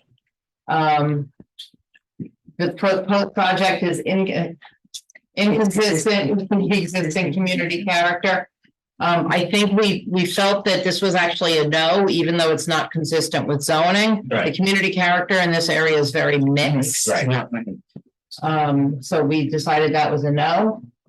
Okay, and that's it. That's it. Can you, is there, the other page, there, we don't. So, normally, we would have, we don't have it here, because I forgot to bring one. The part 3, yeah. So, based on all of this, what you now need to do is make a negative declaration that you have determined that the project as proposed will not result in any potential significant adverse environmental impacts, not already mitigated based on your review of the part 2 and the EAF and all of the other information. Right. So before you can vote on the variance, you need to make Vote on that the determination. Okay. And that's my really quick secret lesson for tonight. Yeah, it's good. Is that Secret. Just gonna vote. Yeah, do you want them to do it any way differently? You're good. Motion would be required. Yeah, so yes, you need a motion. So it would be, I will state the motion. Before you do that, we're still in the public hearing. I was gonna going to now would be a good say, time to close the public hearing. I was motioning to close the public hearing. Second, Brian. Oh, sorry. Bob. No, Brian, Brian, second. Sorry. If there's no objection to closing the public hearing is at this point closed.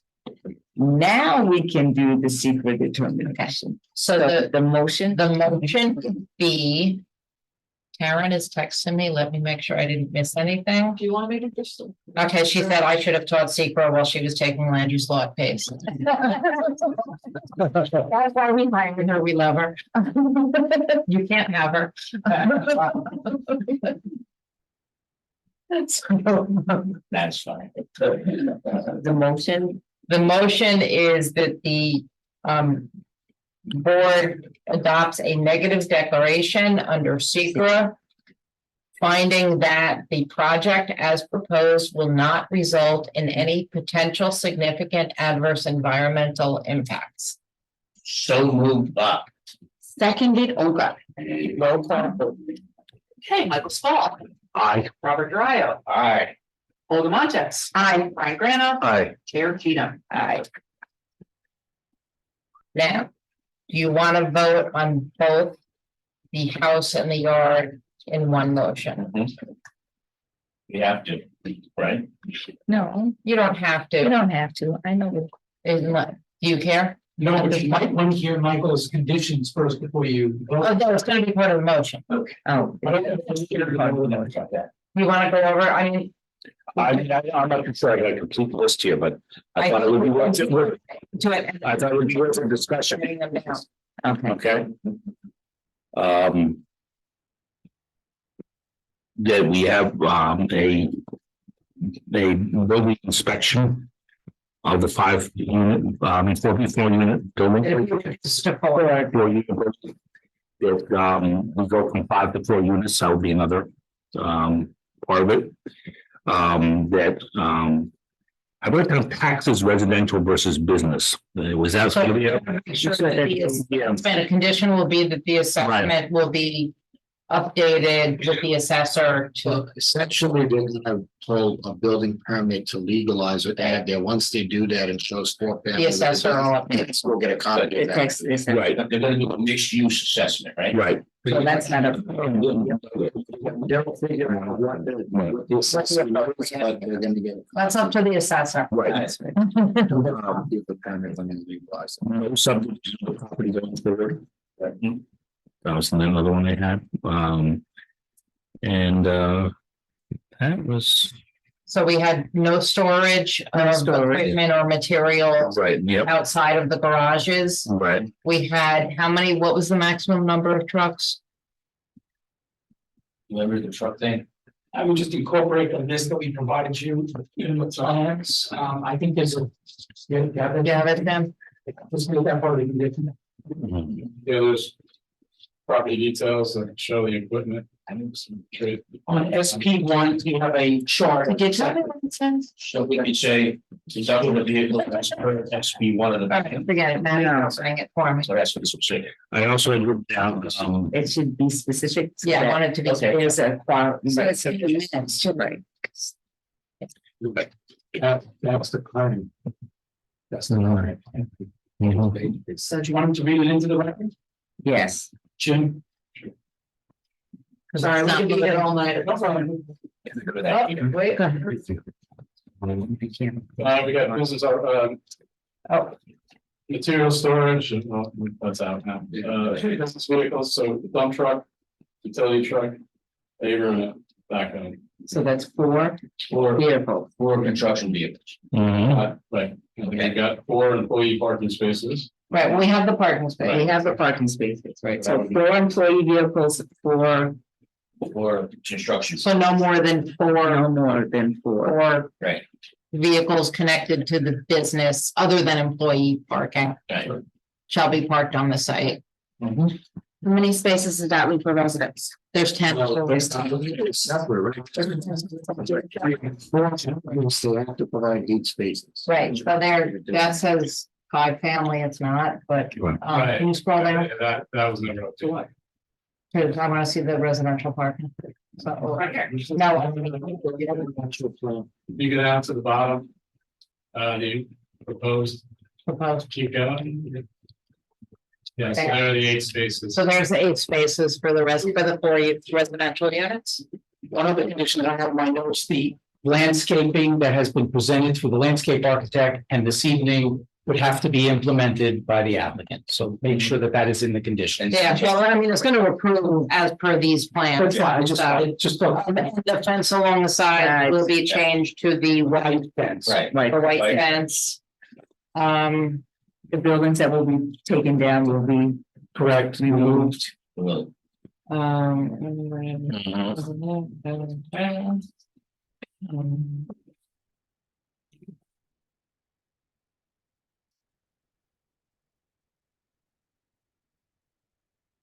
Oh, I'm sorry, if you just need to leave, I can. I was just about to do Necesita que hagan un llamado. No es necesario que se tenga la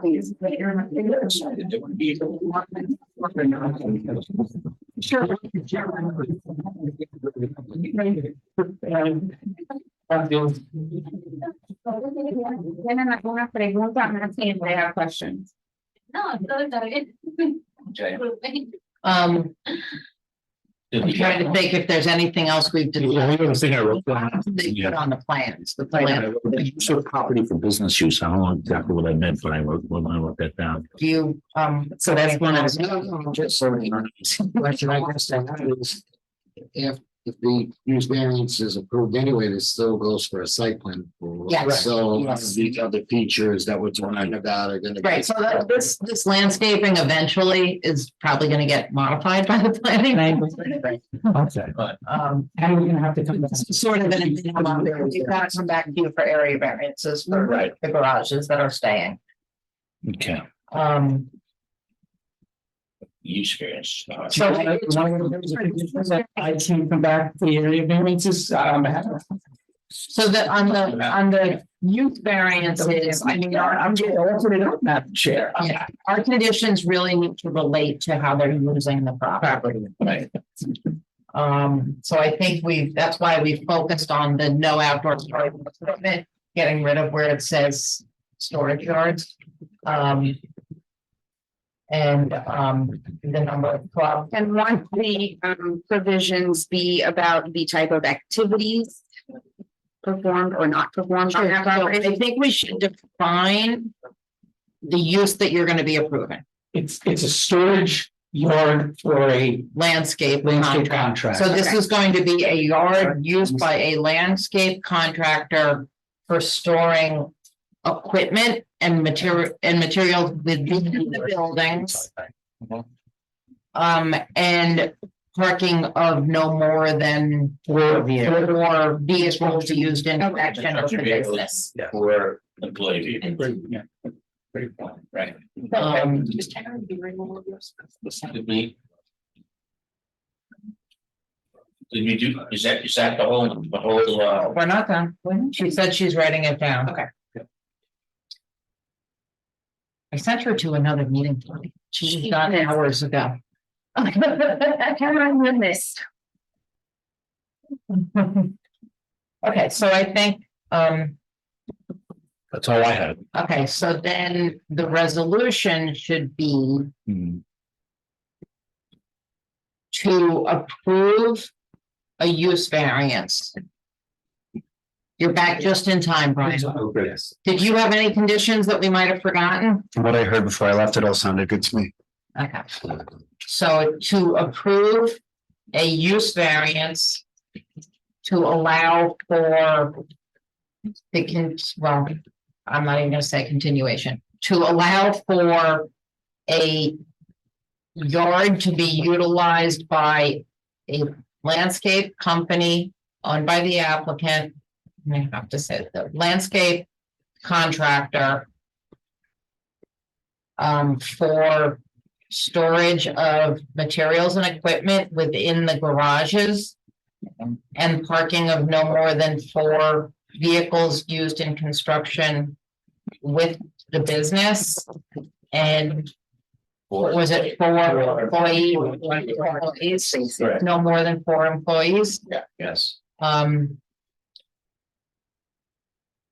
Subject to the conditions and subject to obtaining site plan approval from the planning board as well as area variances for the garages.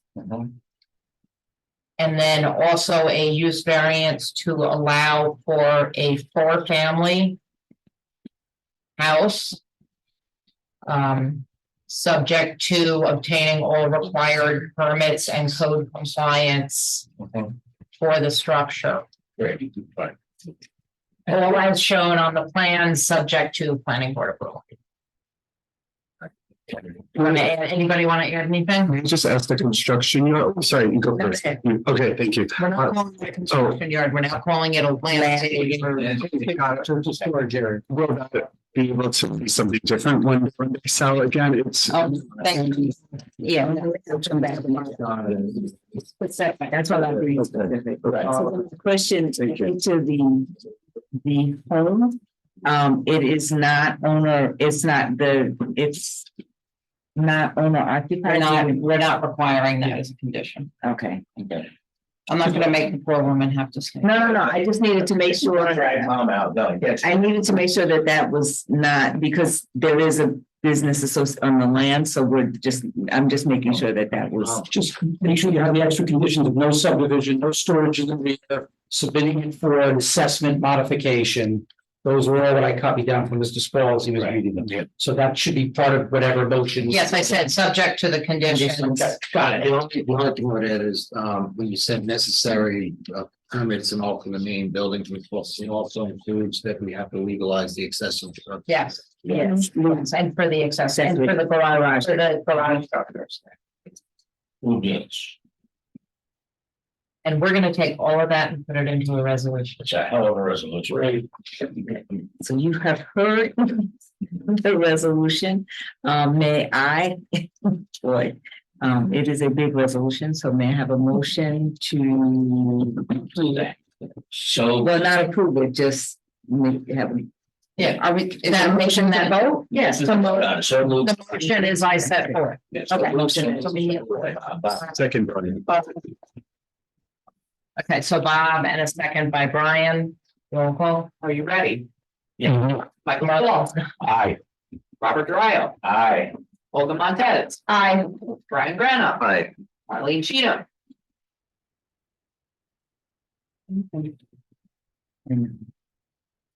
Aye.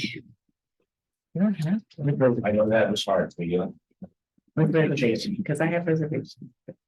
Thank you all. We appreciate the time and the persistence and the energy you put in. So we're just gonna get out of here. Yeah. And if they aren't compliant with, it's not. That's right. So please understand that if it's not compliant with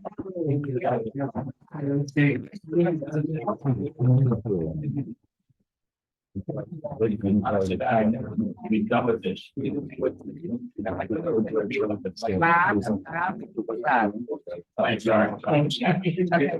that. We're not done. Yeah, and by the way, I said, I'm never coming back. I'm sending Terry. Yeah. No, just. 2022-32 Bell Avenue. Is included to speak about this matter. Was that fine? Hopefully. I guarantee that. Good evening, my name is Robert Courtney, I'm an attorney, I'm representing the applicants, this evening, along with Mr. Hernandez, who I understand has, again, wonderfully presented this application, to you already. And before I say anything, I'd just like to say to Bob, Mr. Drake, I agree with counsel that you have discretion. I what? Discretion. You can make decisions, you can think about it, you can say what you feel. That's why you have a board that votes. Well, thank you for saying so. I just wanted to start with that. You're good. Okay, I'm here for a very simple reason, I believe. Ms. Whitehead asked a question of JB. Please advise why you believe the extension of a non-conforming use in an area variance, even if it were an area variance, you need to present arguments in support of the application. I believe that JB has presented his arguments regarding the application as to the variances requested. At least that's what was told me, and that they meet all the requirements as far as they go. The issue was whether or not, as I understand the question, a non-conforming, you can expand a non-conforming use. I searched the state statute, there is nothing that precludes the expansion of a non-conforming use. It's left to the discretion of the municipalities, you folks. I then went to the code for Ossining. Ossining addresses the expansion of non-conforming residential. It is silent on non-conforming commercial. Again, your discretion, in my opinion, anyway. The issues that we have in this particular application, and you probably are familiar with the gas station on Bell Avenue and Copenhagen Avenue 133. It's been there for quite a while, as long as I can remember. And it is a non-conforming retail use there. It's a small shop and gas pumps that have been changed and applied for changes over time. But the small shop is there and the owners would like to expand the small shop. They do not want to change their use. It's a non-conforming retail use. Whether you agree with the application by Mr. Hernandez for his client to grant it or deny it, it will be a non-conforming retail use the day after your decision. So therefore, I'm saying that the issue is not the expansion of that, but rather whether or not the actual activities or expansion itself is in conformance with the zoning codes and the proper variances here. Going to say something, I'm gonna leave a little bit to back up what I'm gonna say. Oh, I need to say. What I'm gathering, what we're saying is, we're in agreement that the variance that was applied for the 10%, which is only for residential, does not apply. And so the question would be whether or not you need a use variance for what you're doing, or because of what you're making as an argument is the fact that the code doesn't address it at all. We don't need any type of variance to expand. The The variance, yes, you would need a variance would slow. What particular? Whatever the expansion is the same way. If you're conforming use, if you're expanding, you have to comply with the code. Yeah. But it's the same applies to a non-conforming use. Setback variance? Whatever is presented by Mr. Hernandez, I didn't do that. Whatever those requirements are for the work that they want to do, they have to comply with. Right. I don't have to. Your research, right? Did you research case law? Yes, and what you read when you see the case law, I actually took it down. I can give you a list of 20 cases. They don't go right. They don't really go very well. It's to say on both sides because of discretion. Well, I'm gonna give you, as your attorney, my legal opinion on this. The expansion of a non-conforming use requires a use variance. Even if it's the same use? Yes, because you're expanding it. It's not supposed to be there. Okay, it's a use that's not permitted. Okay, so if you have a use that's not permitted and you're expanding it, just like if you have something that needs an area variance and you're expanding it, it needs another area variance. When you have something that Except in the residential. It's apples and apples. right, so and that's done purposely just for residential.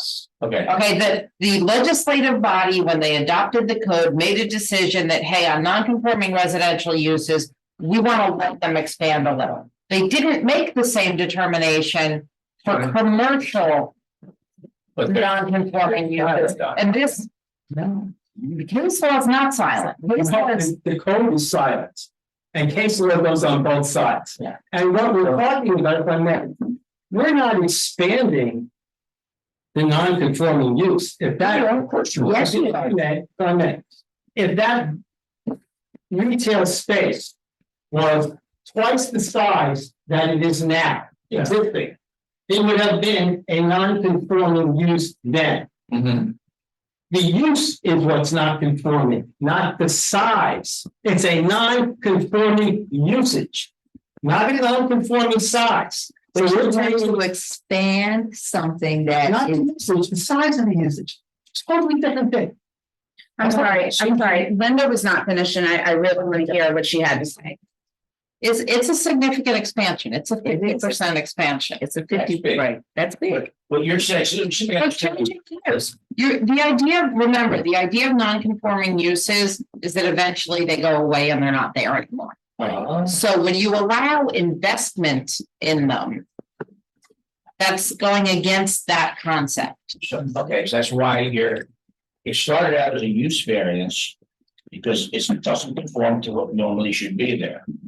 And the idea is that non-conforming uses are not forever. They go away. So expanding that non-conforming use is the opposite of the intent. And by the way, The second. this use was originally granted a use variance.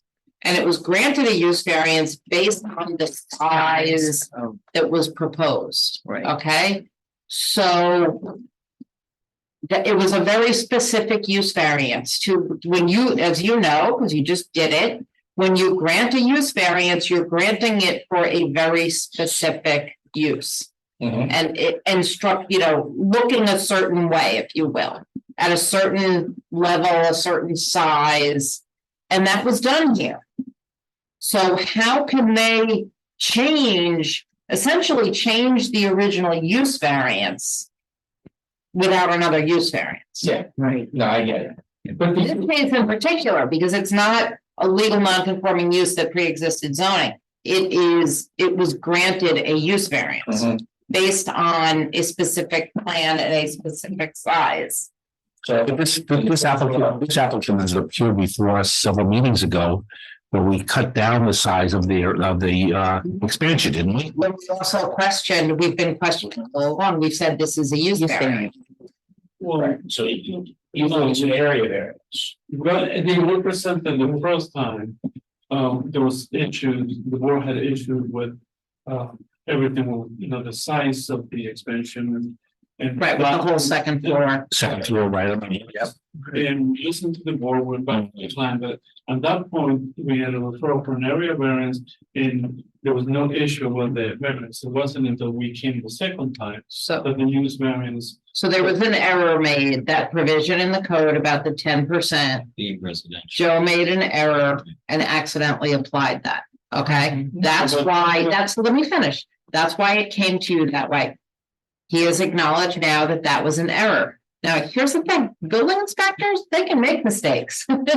And they can go, oops, I made a mistake. And you can't say, well, no, he said that, so that's what we have to do, if it's not what the code says. No, when I was. But that's why it was considered an area variance, because we thought you were just over the 10%. So with that being said, obviously that particular section of the code does not apply in this sense. I guess if you're disputing what the land use attorney with Linda is saying, then you have the option to ask for an interpretation. I guess that would be your next step if you don't feel it's a use variance. Then the board can make a decision if that's the case. And I'm not trying to, I wasn't trying to blame anyone, where I was trying to address what Michael said, that we did come with a project, we did listen to the board to reduce the size of the project. So all the comments that the board had with the plan board, at least we tried to address them. And it's, when we came back with those changes, is that the issue of the area versus. So how big is this again? Remind me, this expansion from. It goes from 513 square feet to 700. Yeah. This 500 to 900, so you said? No, 700, from 5 to 7. Yeah. Okay, So that's substantial, I think, is the term for that. Mr. Hernandez, I have a question. I'm looking at the picture right now. Would you be going outside of the footprint that is currently those two buildings? Yeah. Yes. There's actually, if you go to the plan, we did, I believe that we show for the board to, in that, if you can submit the proposed site plan. The one on the yellow. So we did, so the board can understand, and red line, the red outline is the existing building, and the black outline is the size of the building that we're proposing. So we kind of, we're connecting the two buildings. Yeah, except that second building was never, it was just a shed, right? Wasn't it not permitted? It wasn't part of the original approval. Yeah. So that's a legal piece of construction there.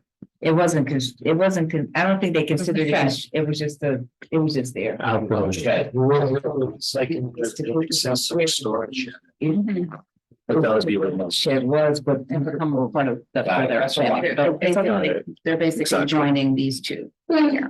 Plus, plus, yes. Oh, so the shed would still be there, it's just joined No, together. the shed is gone. It's everything, but the idea is to join these two spaces to make one big space. And then you see the way the red lines represent what this takes out. Extra. Yeah. And then the black lines would be the extra, they're coming outside of that footprint. Yeah. So I guess my question would be at this point.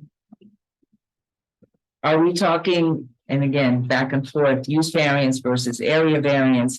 What was noticed to the public, though? Do we need to make that determination clear to them?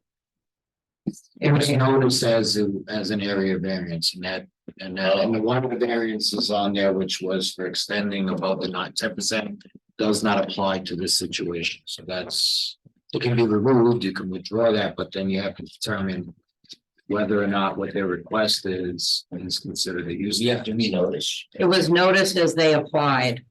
Right. So you don't have to be noticed. No, you would have to. You do have to be noticed. That's why I was asking. But they haven't submitted a use variance application. Oh, Right. I see. So that's what has to happen. Because I said it was a use variance, they said it wasn't, and I said, tell me why you think it isn't. Mhm. Yeah, it is. We'll go by there tomorrow, what will it be? But That's what it be tomorrow. it'll still be the use variance. And you will, it'll be a gas station with the retail space. But it would be a bigger retail. The existing. I'm not gonna argue tonight is Hookah bar. They couldn't do anything else. It was the facility use variance, That would be a use variance. but there'd be two parts of it. The part that it's a hookah bar and that it, well, hooker.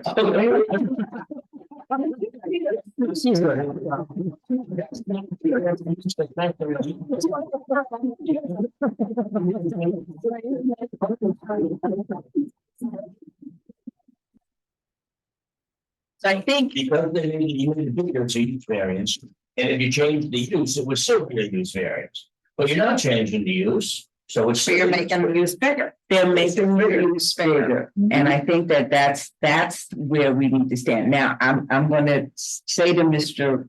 Corky, if you have an issue with that and you want a determination, we've walked through this before, you have the right to say that to us as a board, but that's not gonna happen tonight. Yeah, I mean, I asked you about case law and you didn't submit any of the case law. Right, so that is not on with us either. I think the question, and this is the question that I have. And I think we're all on the page that it is a use variance at this point. Yeah. Yes, I agree. So I also believe that the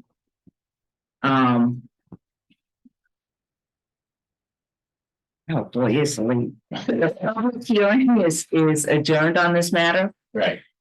And this matter has been adjourned. Mhm. So I think until we have all of the paperwork we need, and if this is a use variance, it would need to be renoticed. Right. So that the surrounding, that the those folks. Yes. Would understand what is going on. Yeah. If that is not what you would choose, then I think that you would also have to give to the board your reasoning. And then we would have to have a determination on that as well, which was not provided clearly to the board with all the backup documentation. Yeah. Am I correct in with that? Yeah. Or honestly, if you want them to vote tonight on the application, they. Yeah, that would not be good for you. Well, it is what it is, so you have choices. Okay, the part I don't understand is I thought we had to renotice either way. Yeah. Because if you vote tonight, you're not voting on. Well, we would be voting on Right. your variance application. Right. With 10% that you're saying. No. Oh, it doesn't say that. It doesn't say that. Not that it matters to the board because it's late and I haven't had a chance to look through this completely yet, but is the Shell Motor Company, the people that are selling the gas, are they putting pressure on this particular gas station to conform with their national standards? And that's the reason why you're going to a bigger. Well, I know that he's a tenant and they've been working with them for a while now. I bet you that's the case. It probably doesn't apply here, but it probably is the case. The issue is that, Yeah. the current owner, sells a lot of product on the site. And he has a lot of stuff outside. It's all trying to bring it inside by extending. I don't think going from 510 square feet to 730 square feet is a terribly big, terribly big expansion. No, we only, it's about 200. 200 feet square, this is an increase of 200 square. Yeah. 250, 200 to 700. That's one. Yeah. 20%. We can't, if we voted on the area variance tonight, we have to vote no because it's a use variance, it's not the right thing. That's why I said what I said. So we shouldn't. The guidance that I know we're all trying to get, but, the other thing I'm trying to receive so that we can go back and talk to the client and explain to him exactly what we need to do. Is either way, if we want to have an interpretation or when to use variance, either way, we have to get renoticed. And I mean, nothing stops you from asking for the interpretation and doing In the alternative. and putting it right, Yeah, doing what you need to do, and we can talk about it all at the same time. or the Yeah. same day? And that would be, if you're gonna do the interpretation, then you're gonna need to bring in all that case law and all to. That's correct, and all of that we need to make it Right. so that we have the chance to read through it and look through it and not just hear somebody tell me that I read all the case law, because guess what? We didn't see. I like case law, so no problem. Okay, so I think with all of that being said, the public hearing is still open. So is there anyone in the building? to speak on this? Is there anyone on Zoom to speak on this? With that being said, may I have a motion to adjourn the public hearing? Motion to adjourn the public hearing, Brian. Second, To reopen. Yeah, we did. You just didn't hear it. There was a motion to reopen and a motion to adjourn all at the same time.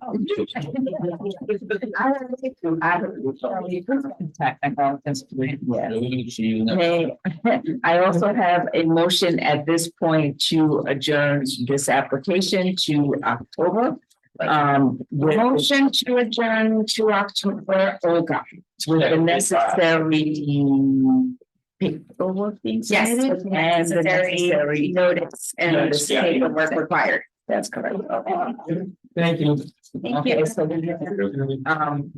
okay, I get that motion to carry. Who seconded? No one objected. Okay, so was there any objection to that? No, no one objected, motion carried.